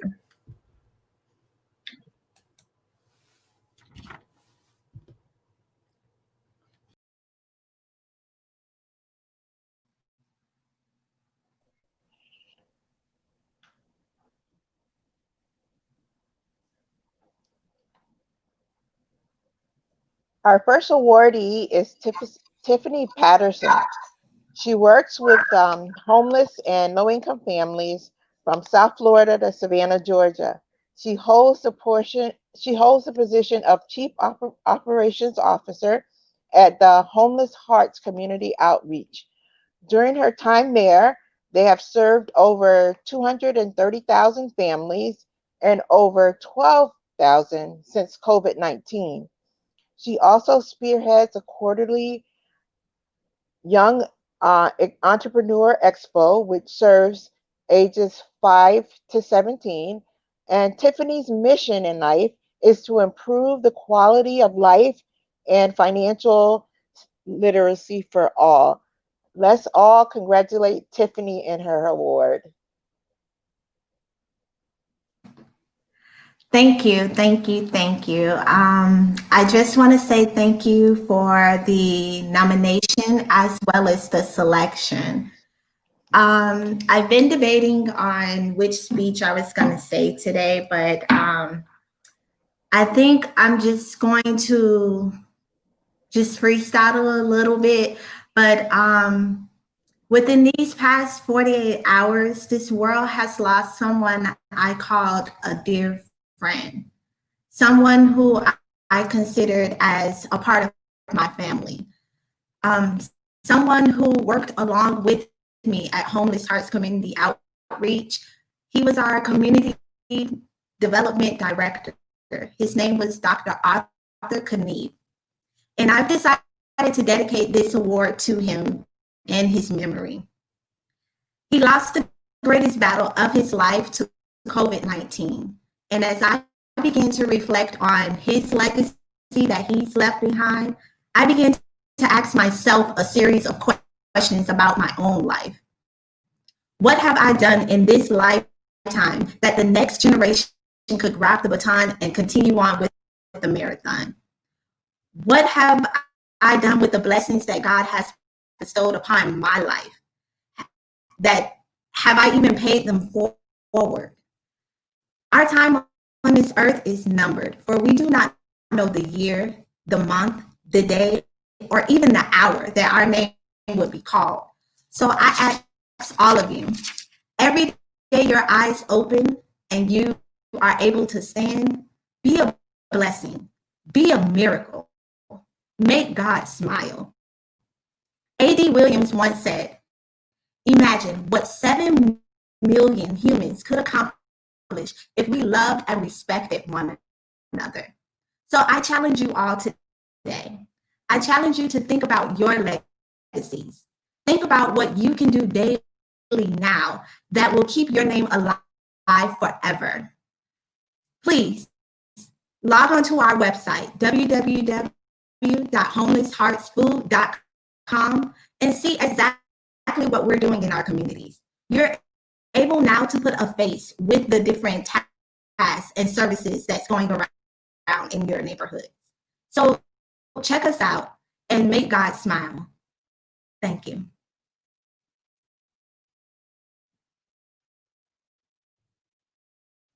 Award. Our next awardee is Dr. Lourdes. And Dr. Lourdes is a woman of faith, the mother of a beautiful, young, achieving daughter, and an outstanding woman leader. She's the founder and CEO of Ladies of Valor Empowerment and Youth Valor Empowerment. She was awarded an honorary doctorate degree and she's overcome many obstacles and beat the odds. And her favorite motto in life is to pay it forward. I'd like to introduce you to Dr. Lourdes. Greetings. I would like to say thank you to the president and founder of this organization and the board. I would like to say thank you to God for this great honor. There are so many other people he could have qualified for this task, but he qualified me. Dr. King once said, everybody can be great because everybody can serve. He said, you don't have to have a college degree to serve. That's me, I'm already qualified there. He said, you don't have to make your verb and your subject agree to serve. And he said, you only need her heart filled with grace and a heart generated and a soul generated with love. When I think of the word love, I think of compassion. When I came to this country, ladies and gentlemen, as a young Haitian immigrant, we lived below poverty level. We suffered, teased, beat, but God knew He had a purpose for me. My destiny, my life, been controlled by Him, so He qualified me, like Dr. King said, to serve. I've always felt the desire to serve, to do something impactful in my community. This is the way of saying, God, thank you. I could have died. Anything could have happened to me, but you protected me. So, with all that said, the organization has just celebrated a milestone, 14 years since we have been serving in this community. I remember one day, years ago, there was a woman who came to the office to look for a job. I believe the woman was an angel. The supervisors this woman was supposed to see both went to lunch together. And the receptionist called me. He said, Miss Pierre, can you please assist this lady? She's looking for a job. I said, well, yes. Let her sign in and send her in to me. By the time I opened the door, I was standing on the hallway to welcome the lady. I realized, God, she's looking for a job. And I invited her to sit with me. We sat, we talked. And I asked her if she had a resume. She did not know what a resume was.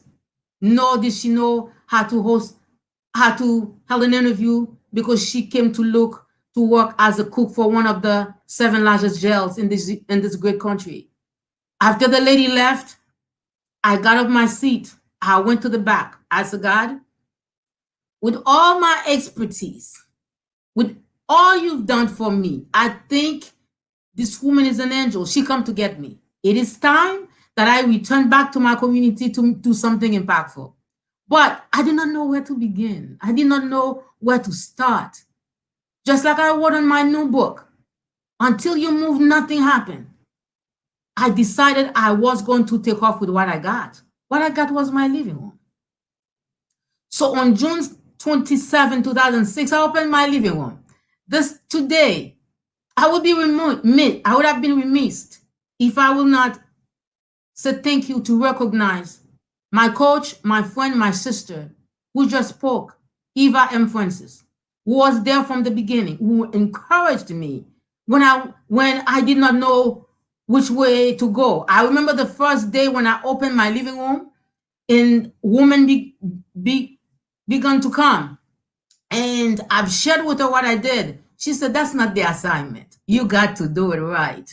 The assignment is all about the empowerment of women. Show them the way. As a woman with an expertise in human resources management, my goal is to make sure I empower as many women. I train as many women. I dress as many women so they can become employable. After 2 years, ladies and gentlemen, I thought my assignment was done. And my assignment was just begun. To everyone to the founder of this organization and president, I know your job is not easy, but it's worth it. When I look up this great plaque on behalf of the Youth of Valor Empowerment and the Ladies of Valor Empowerment, I would like to say thank you. And when I was reading Community Hearts Award, we cannot do nothing like Dr. King already qualified us. We just need a heart filled with grace. And everything I do it with compassion. And I decided to add the youth. And I will tell you that the youth is my pride and joy. I included a youth leadership development program because when tomorrow I'm no longer here to speak, my voice will still stay here. As a youth, it was hard for me. Today, we're talking about human trafficking. So I make sure the teens, they know how to dress, they know how to speak. Like Beyonce says, girls will rule the world. So everything isn't the story of my program, isn't the vision. Because if I can help one girl, and this girl will turn out, graduate from college, graduate from university, and in turn go back and help somebody else. If I can help one woman that become employable to be able to provide for her family, my work is done. Today, I want to say thank you. On behalf of the WEWFE, this is for all of us, all the Youth of Valor Empowerment. The WEWFE program, we have a 100% high school graduation rate. I'm a proud mom, not only of one daughter, but of so many daughters. We are the WEWFEs. I am WEWFE. We are love. People call me Lady Love. When I hear the word love, what came to my mind is compassion. How do we do it? I began this organization afraid, but now to this great organization, Women Empowerment Women, congratulations. I'm honored, but I would like to congratulate you leaders for this great work. We can never empower enough women. Like the late Supreme Court Justice said, Ginsburg, she said, we will have enough women in the Supreme Court when we have 9 women. If we only have 1 woman, we don't have enough. We need more Kamala Harris. We need more Oprah Winfrey. We need more women leaders. We need more Meghan Markles. We need more Eva Francis. But everything is in the vision to empower more and do more for our community. I thank you. On behalf of the Youth of Valor Empowerment, I accept this award. Thank you so much. I'm Dr. Alud. Oh, you're welcome, Dr. Lourdes Pierre. Congratulations. And I can see how you live out your motto of paying it forward. You said that lady was an angel, and I can see how you've been an angel to many people after that. Thank you. Thank you. Thank you.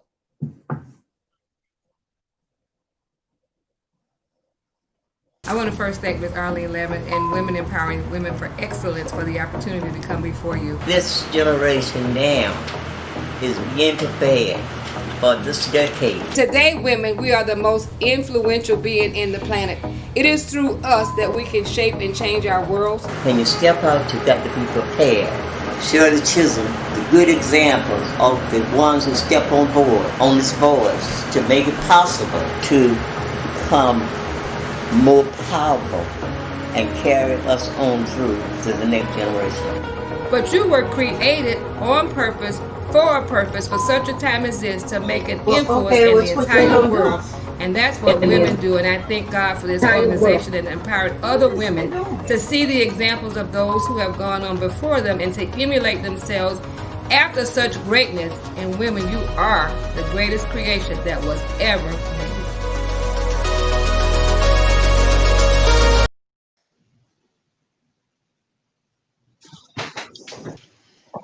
Wow.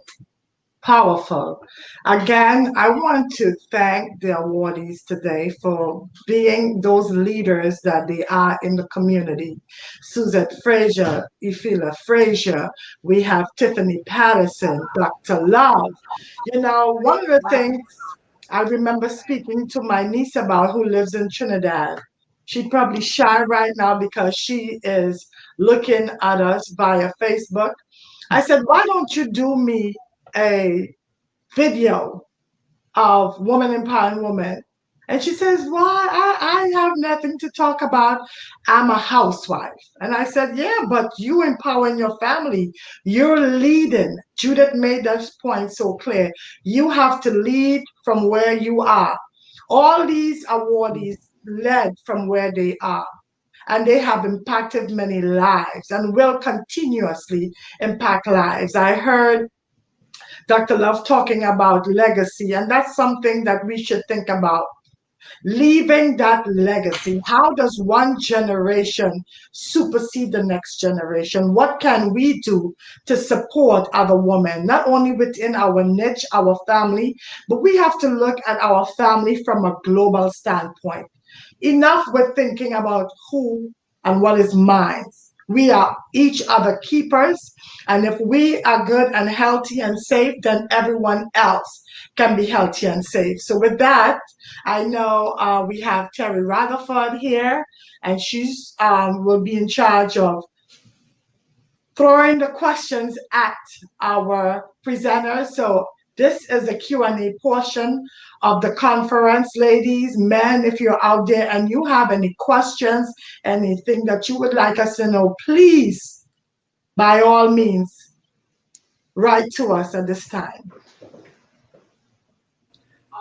And while we're waiting for questions, I would like to call on each speaker and just to give a 1-minute reflection of how you think our presentation went today. So I will call on the first speaker, Alicia Couri. Hello, hello. Oh, what a powerful, powerful morning it has been. I believe, just like what you said, Arleen, everyone kind of built on the other person. And I was truly, truly honored and blessed to be a part of this. Everything that was spoken about today and was said all again starts, and I'm glad that you put self-awareness first, because it starts with self-awareness. Where are you today? Where are you right now? Look at your financial health. Look at your health and wellness. Look at how you are as a leader. And you mentioned, your niece saying, I'm just a housewife, or I'm just a mother. Please take the words only and just before you say who or what you are out of your vocabulary, because you're not just an anything. You are if you're here on this earth and you're a woman, you are already powerful. So just take away the jest and I'm only, because you have more inside of you, which is why that exercise about your talents, your assets, your gifts, and your skills, to catalog that is so vital, because you'll see that you are more than just. And I can go on, but everybody was so powerful, beautiful, amazing, inspirational, loved it. So I hope if you're joining now that you have a chance to watch this again, because it was really, really impactful. Gaia, give us a reflection of, the conference. What are your thoughts? Absolutely. Arleen, thank you so much. I agree 100%, actually 200% with everything Alicia said so far. And I have to say, I'm so impressed by the level of speakers, the type of information provided, and from so many different aspects and viewpoints. I found it immensely helpful. I love the fact that there are so many young ladies being so powerful and unstoppable. And I have to say another thing is that, I did a self-development course once on self-expression and leadership. And the one main thing that they communicated and got across to us is that the main job of a leader, the main and only job of a leader, is to generate other leaders. And what I got the feeling of with all these ladies speaking, and not only the ladies speaking, but also the people participating, writing in the comments, that it was all very supportive and all done in function of really creating other leaders. And I'm so impressed by that. Thank you. And it's been an honor and a privilege to be on this conference with all of you. To be off, but I'm happy that you stayed on. Judith, your thoughts? Oh, thank you. Thank you, Miss Arleen. This, oh my God, I think every year to see it grow and develop, and it's just so power-packed and impactful, period. You know, it's so interesting with the self-awareness is it's almost like that is going to be the foundation for anybody's reflection inwardly and their reflection, you know, externally. And when you start thinking about, okay, where do I want to be? Who do I want to be? How do I want to change? Then you need the finances. And so again, like just the pillars of what you do and the topics and how it's expressed and represented. Come on, everyone needs credit. If you live in the US, you need to understand credit, and just to be able to talk about that and say, hey, you know, you're not even looking at interest rates, or store cards are probably not the best card to have, even though they tell you to have mixed credit. All of this was just absolutely phenomenal. And then to turn around and to recognize. And so it shows the giving aspect of women, empowering women. You're just a giver. And so not to just give them information, but to also give to those who's already kind of ruling in their, you know, their stage and their, you know, place of influence, and just to acknowledge them. I think all of that is beautiful. The support is awesome. The empowerment is just beyond words. And so I'm just glad to be here. I'm grateful. And most of all, I'm thankful that you said yes, and you're continuing to say yes. Eva, your thoughts? Yes, thank you so much, Arleen, for having me. And thank you so much again for hosting this powerful and amazing conference. As like Judith John says, it gets richer and richer every year. And I'm just so honored to be a part of this. The speakers were phenomenal. Alicia, you were great. Gaia, you were powerful. Judith, you're amazing. This has been such a rich conference. Transforming vision into reality. And one of the things I just want to say to our audience and to our those of us who are listening out there, the information that you have received today, let's not be information hoarders. Let's not just hoard all this information. I want to say to you today, start where you are right now, because what you're hearing and what you already have is more than enough to make the next step into transforming your dreams, your vision into reality. Because God is waiting on us to make that first move.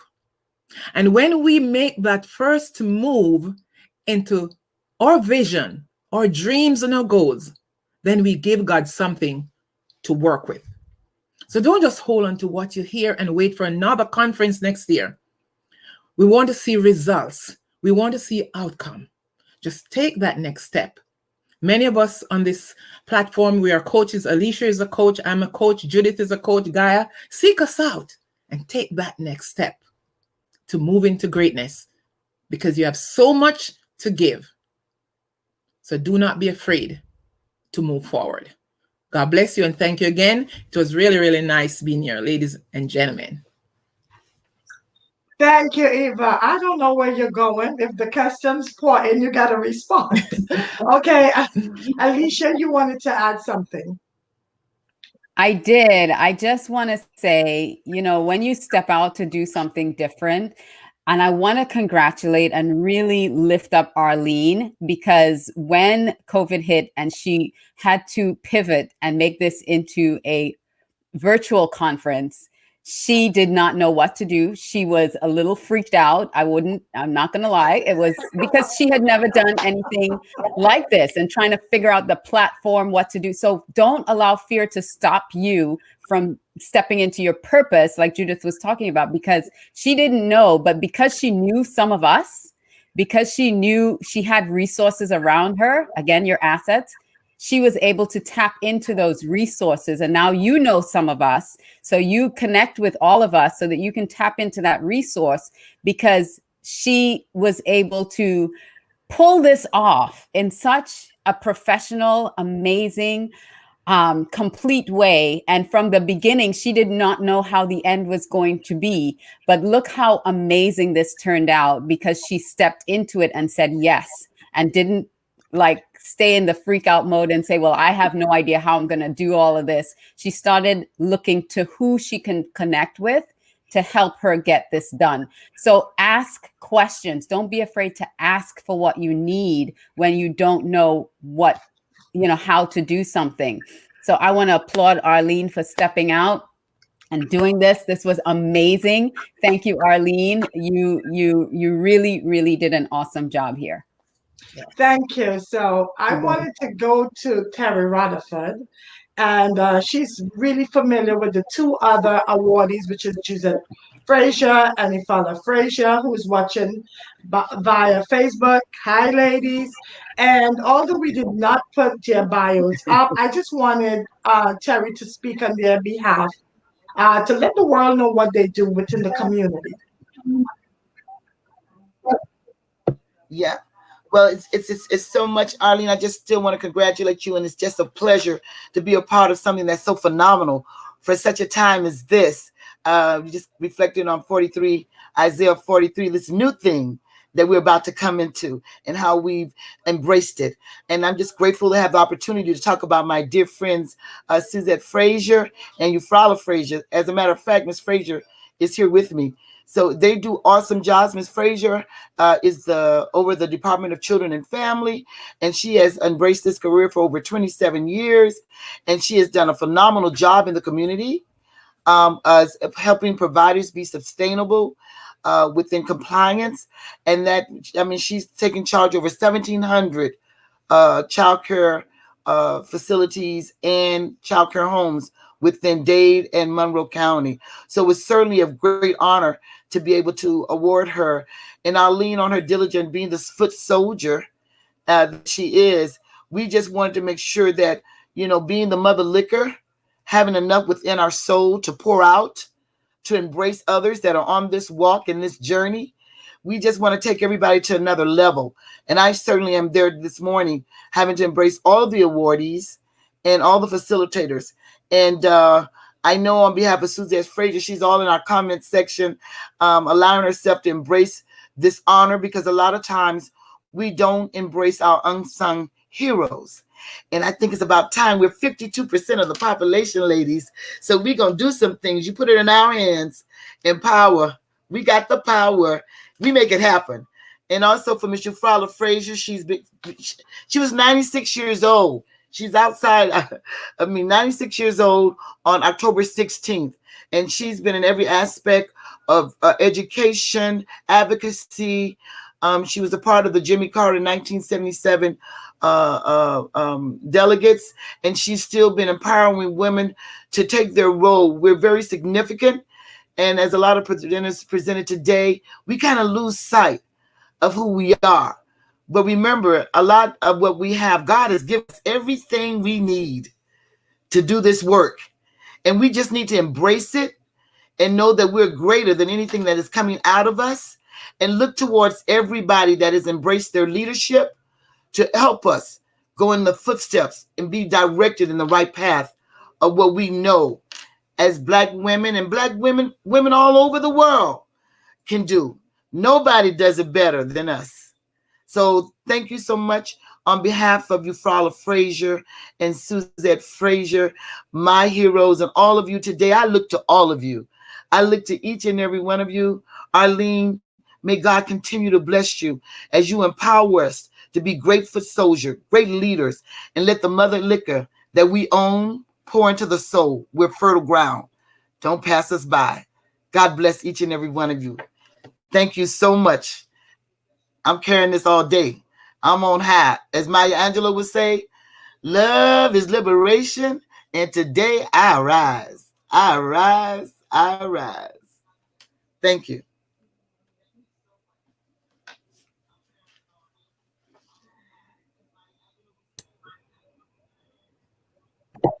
Okay, one came on my phone for Gaia. It says, could you explain more about passive income? Gaia, explain more about passive income. Yes, absolutely. Great question. So passive income refers to income that technically comes in with having to do very, very little or almost no work. So, or no work at all. So for example, if, I don't know, you inherited money, that would be passive income. If, you know, rental income to a degree is relatively passive. Dividends from stocks are relatively passive income, except I'd like to say something about passive income is that there are thousands of people, you know, promoting all sorts of courses these days about how to make millions as passive income and sit back on some desert island and do nothing all day.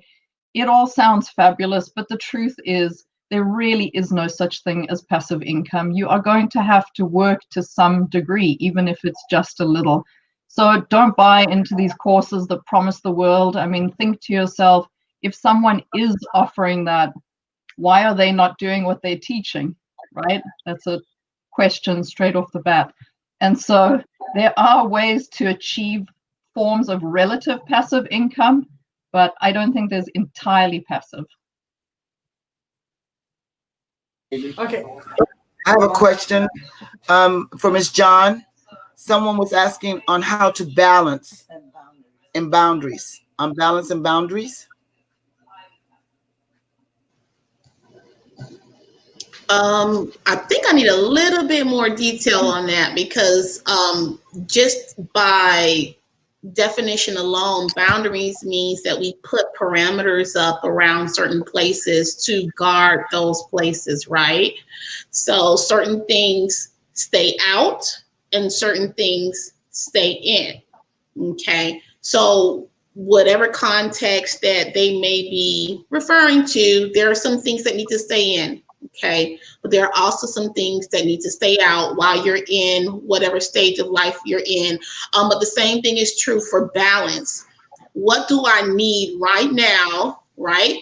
They're like scales. And what don't I need right now? So what's causing me to be a little off scale, maybe annoyed, irritated, aggravated, or is this irritation or aggravation because I'm learning a new skill, okay? So the balance is, let me take something off and put something on. But if I am feeling, you know, anxious or frustrated because I'm just in a space or I'm learning something new, that's to be expected. And you need somebody around you to be able to say, hey, that's normal. Let's think about this for a moment. You can learn this. You can learn trigonometry. You can learn that new thing, you know, but you have to be able to tell. And that's why I kind of want to reference it to scales, because if it just is a little bit of anxiety, we press past that, right? And then we decide that we can do it. And here he comes with renewing the mind, or what we call, you know, thinking on things which are positive. I can learn this. And then once you start doing that mental check, if you're still having trouble, this is when you seek help. Maybe I need a tutor. What resources, who can I connect with? Because I'm doing the mental thing. I've gauged my scale, but somehow I'm still making a C in this class, or somehow I'm still not completely understanding. So we partner. And once we partner, so if you just saw, I went through the awareness part. And now, even though we're not talking about money, I'm weighing, you know, what it is that's going on with me. I'm balancing that out.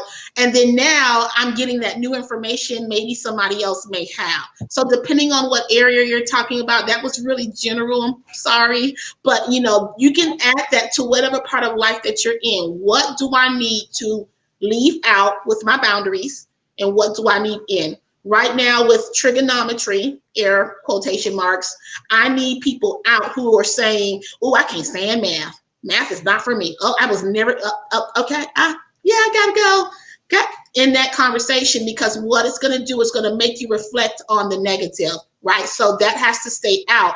I need people around me that are like, math is a whip. Anybody can learn anything. Girl, let me show you how to get it done. So, generally speaking. Thank you. There was another question. Okay. Thank you so much, Ms. This is just for Gaia, as it relates to early childhood. This is a question coming from me. How can we help support early childhood professionals that may be considering retiring or needing support? Because I was retired from early childhood without a pension or anything. So how do we help promote early childhood professionals become better acquainted with looking out for their future financially? Terry, thank you. That's a really, really good question. And I would have to say start as early as possible with a lot of the things that I was suggesting or recommending. It's absolutely crucial to have some form of savings and to have that savings account start generating income itself. And then I would also look at developing different streams of income. I mean, you have, in early childhood learning, very specific skills and all of that maybe can be taught, or maybe something can be developed from them to earn additional income. And so it's sort of a multifaceted approach of looking at a lot of different things at the same time to make yourself as self-sufficient as possible and not always depend just solely on retirement and not depend solely on, government benefits or anything like that.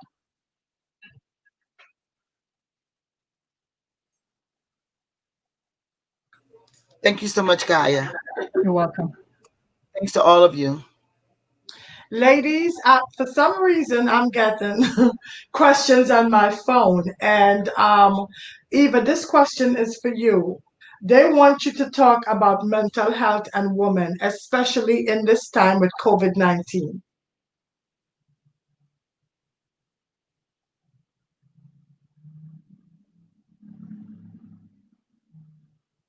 Oh, sorry. Mental health and women, especially with COVID-19.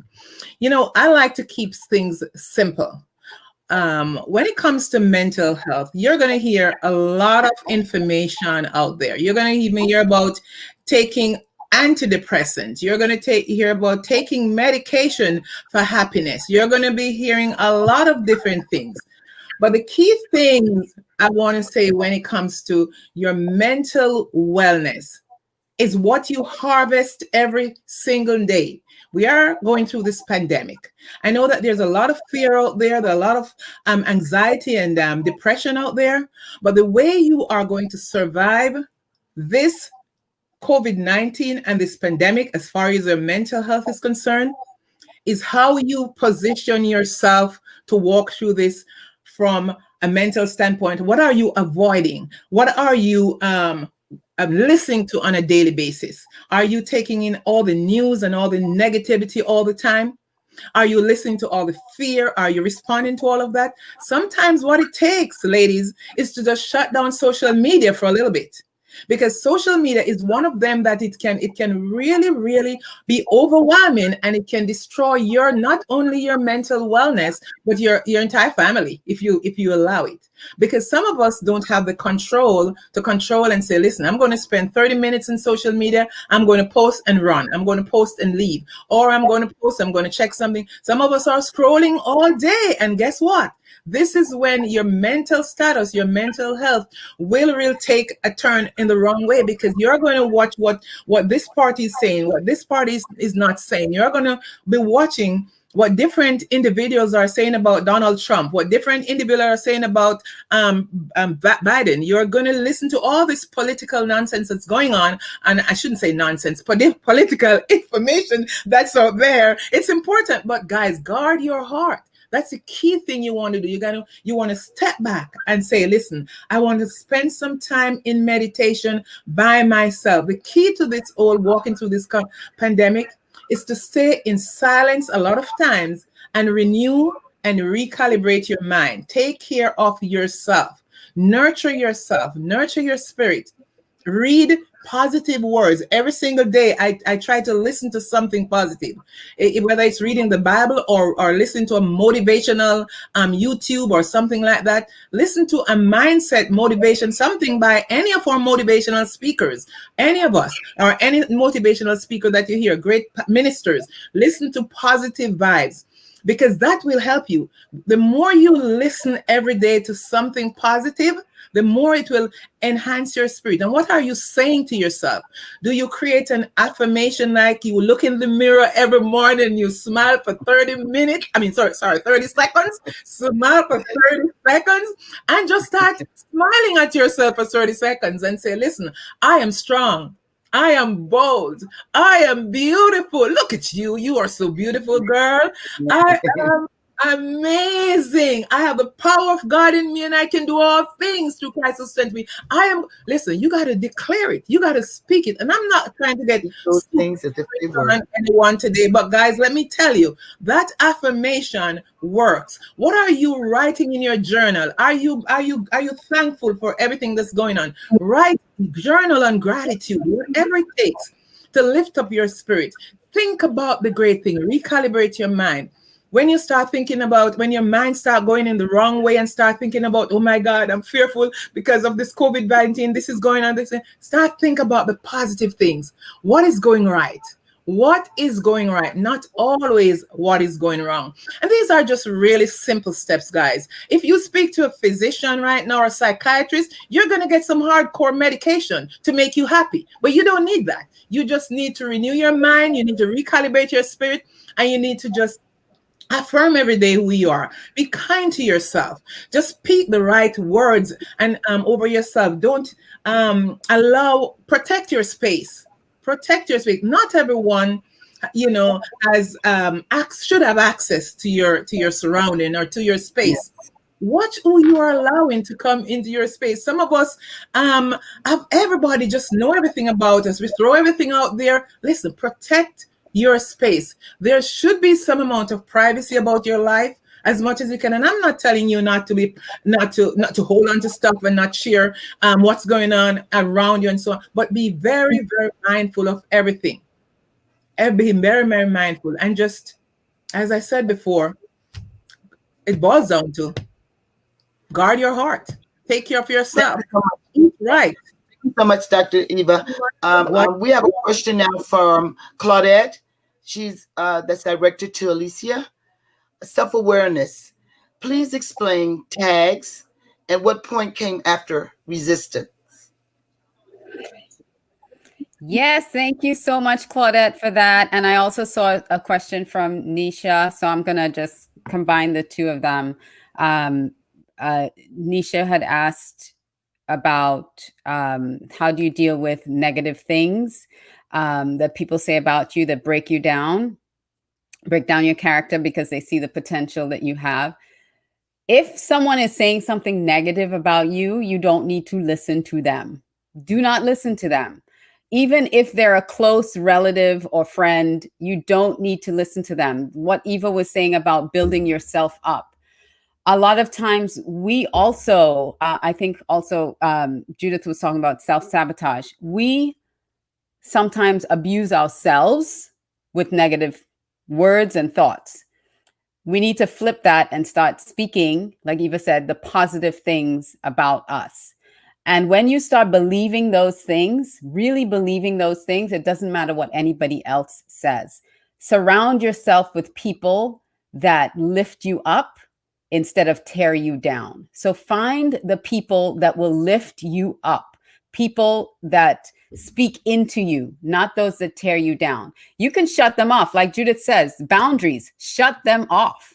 You can be nice to them. You can be, but just, you have these circles around you, your inner circle, like Eva was saying, people who can speak into your life. Don't allow them to be in that inner circle. So you can push them gently to the outer circle and just every now and then say, hey, hi, how you doing? But you don't have to be in there. When it comes to your tags, that is your talents. What are you born to do? Like what kind of talents do you have that when people, when you do it, people say, oh my gosh. And you do it with such grace and ease that it's not even something that you have to think about. So what are those things that you do that other people say, oh my gosh, you braid hair so well, or you do this so well, or all, you know, you organize things like so great. Those are your talents, things that you don't even have to think about doing, but you do it so naturally and easily. Your assets, things that you have, if you have degrees, if you have things that about you that you might have thought are liabilities, but really they're assets. I always joke and say that I'm short, and I used to think that was a liability, but that's actually an asset because I can fit into tiny places, right? So look at things around you that you've accomplished. If you have awards, if you have anything, those are assets that you have that are you. Those are your assets. Your gifts are the things that you use to serve other people. So what do you have, or what do you do that serve other people? Those are your gifts. So again, it could be a talent, it could be an asset, it could be a skill, but you use them in service of others. Those are your gifts. So catalog, what do I do? What do I have that I can use to help another person? It could be money, it could be time, it could be anything like that. So what do you use as your gifts? And then your skills are things that you've learned and you've honed over time. So I was a makeup artist. I was talented in doing makeup, but then I developed that as a skill. I have that skill set that I can always fall back on. I can always use that to help enhance someone's beauty. A lot of times I use that as a gift. I just give that to someone. I make them feel great. I've learned how to, I studied fashion. So styling someone, that's something that I can use as a gift for someone else to help them pull themselves together. So your talents, your assets, your gifts, and your skills, catalog those things. And then what came after resistances in the 7 steps was your alter ego. And that's a whole other conversation. So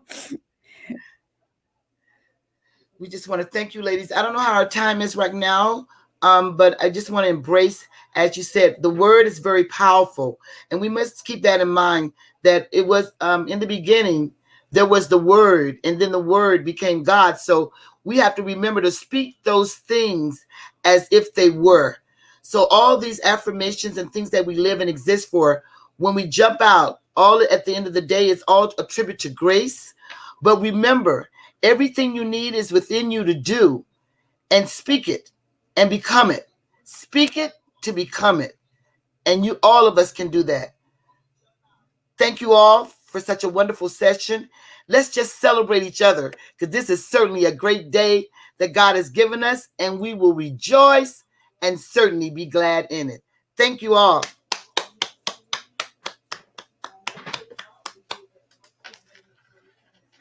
And ladies, okay, so we're about counting down the time. So everyone in the stage, I'm going to call your name, and you're just going to give a 1-minute reflection before we move into the other portion of the conference. Gaia, 1-minute reflection. Yes, Arleen, just very, very grateful for everything that you've put together here. Grateful for the people who have participated. Grateful for the information that you've provided. And I'd also like to take a second to acknowledge you for putting this all together, for being unstoppable. I don't think people realize how much work is involved in putting together something like this, all the small details, backgrounds, t-shirts, sound, all of that. And so I didn't want that to go unnoticed. And then speaking of unnoticed, I always like to acknowledge the people in the background who are making all of this happen. And in this case, it's Mr. Kirk Nugent, who is, I don't know, he must be, he must have the patience of a saint, because he's quietly in the background making all of this just seem absolutely flawless, with mics and lighting and backdrops and incredible videos. So I wanted to acknowledge him for that and tell him that I'm very grateful. And lastly, I wanted to acknowledge all the people that have signed in to watch today, and not only just watch and sit there passively, but the ones who have been so encouraging in the chat and who've reposted comments and put words of encouragement. I just think it's fabulous. I'm so impressed and so grateful. Thank you. Thank you. Judith John, you're next.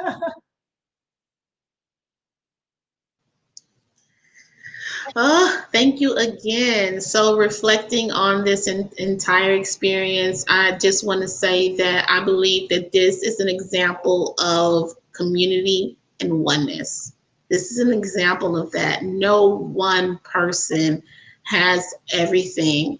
And, you are the visionary, and I want to give you kudos for what you've done. But you have a plethora of tools in your box, and you use them today. You used, everyone who's on the platform, everyone who's behind the scenes, and then you used your influence to reach others.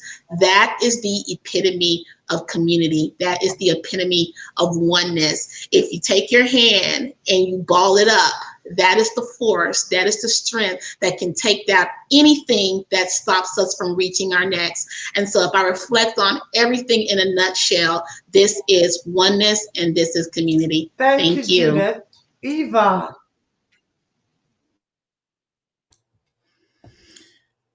Okay, let me say, first of all, I just want to echo what all of the other ladies have said before. And thank you, ladies, for allowing me to share this virtual stage with all of you. You all have been amazing. I've learned so much from each and every one of the speakers. What a powerful experience this has been. And to Kirk and the other team members on board, let me say thank you, Kirk. As Gaia said, Kirk just did everything just so flawlessly. And I get a chance to meet a friend. I'm glad I met Kirk, because I told him the other day that I know I'm going to be working with him sometimes in the future. As I love Kirk. So again, thank you, Arleen, for giving me this opportunity. And this is such a powerful example of how we can expand the creativity that God has given us. And you certainly have expanded yours. And you have stepped up another level with your creativity. So keep up the good work. And I'm looking forward to seeing many, many more of this in the future. Thank you again. Thank you, Eva. And I would turn it over to Alicia Couri. And Alicia, could you share any good news you have for 2021, probably around April, March? Can you please share? Oh gosh. Okay. So, well, I will. But first of all, I want to say, everything that everyone said, I ditto everything Gaia and Judith and Dr. Eva said. It's amazing, remarkable. Thank you, Kirk, and everyone behind the scenes.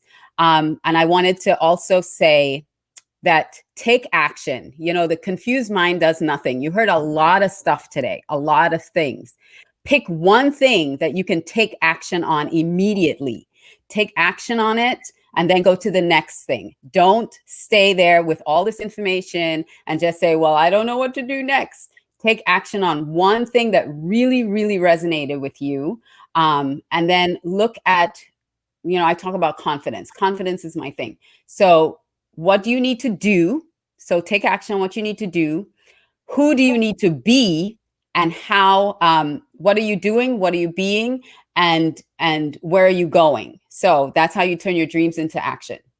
And then in April of 2021, I was invited to speak at TEDx University of Miami, Miami. So I have to see how that whole process works out. So I'm excited that I got the email invite. I don't know how that whole process is. So I'll keep you guys updated on that, since you put me out there. Congratulations, Alicia. That's awesome. Thank you. Are you going to do it virtually? So ladies, no, thank you. It will be on campus. Okay, awesome. Okay, sorry about that. Ladies, thank you once again. And we will be moving on to the next portion of the conference.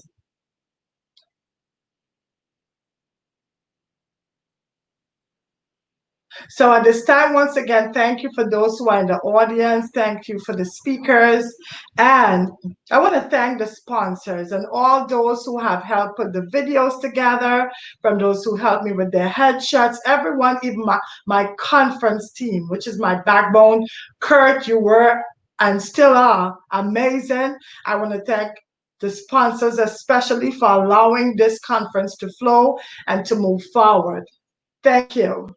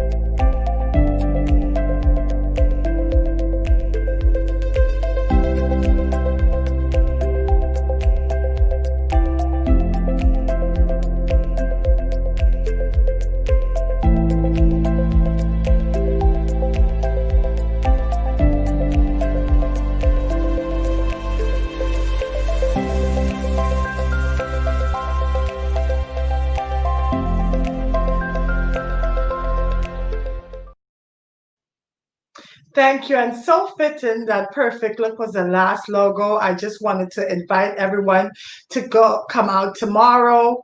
Perfect Look is launching their opening. It's in Fort Lauderdale. So if you can look in our Facebook page, we've been helping promote. So please come out to the launching tomorrow. My final words.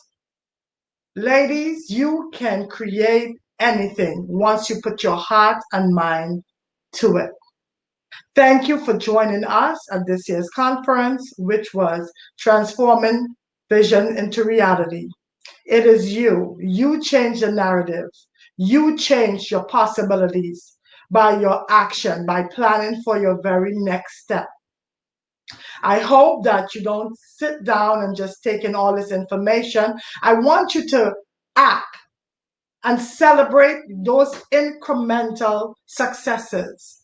Plan ahead. It all begins with plan. If COVID-19 have not taught us anything, we have to plan. And don't just sit back, but know that you have to be that driving force to carry out your plan and make it a reality. I want to also take this time and invite you to our next year's conference. And the theme of that conference is positioning yourself for purpose. Again, I know you have heard the speakers repeated over and over and talking about purpose. If you are purposeful in your action, there is no way you're going to go to fail. You will succeed. And once again, thank you to everyone who joined us today. It was an honor and it was a pleasure. I bid you goodbye.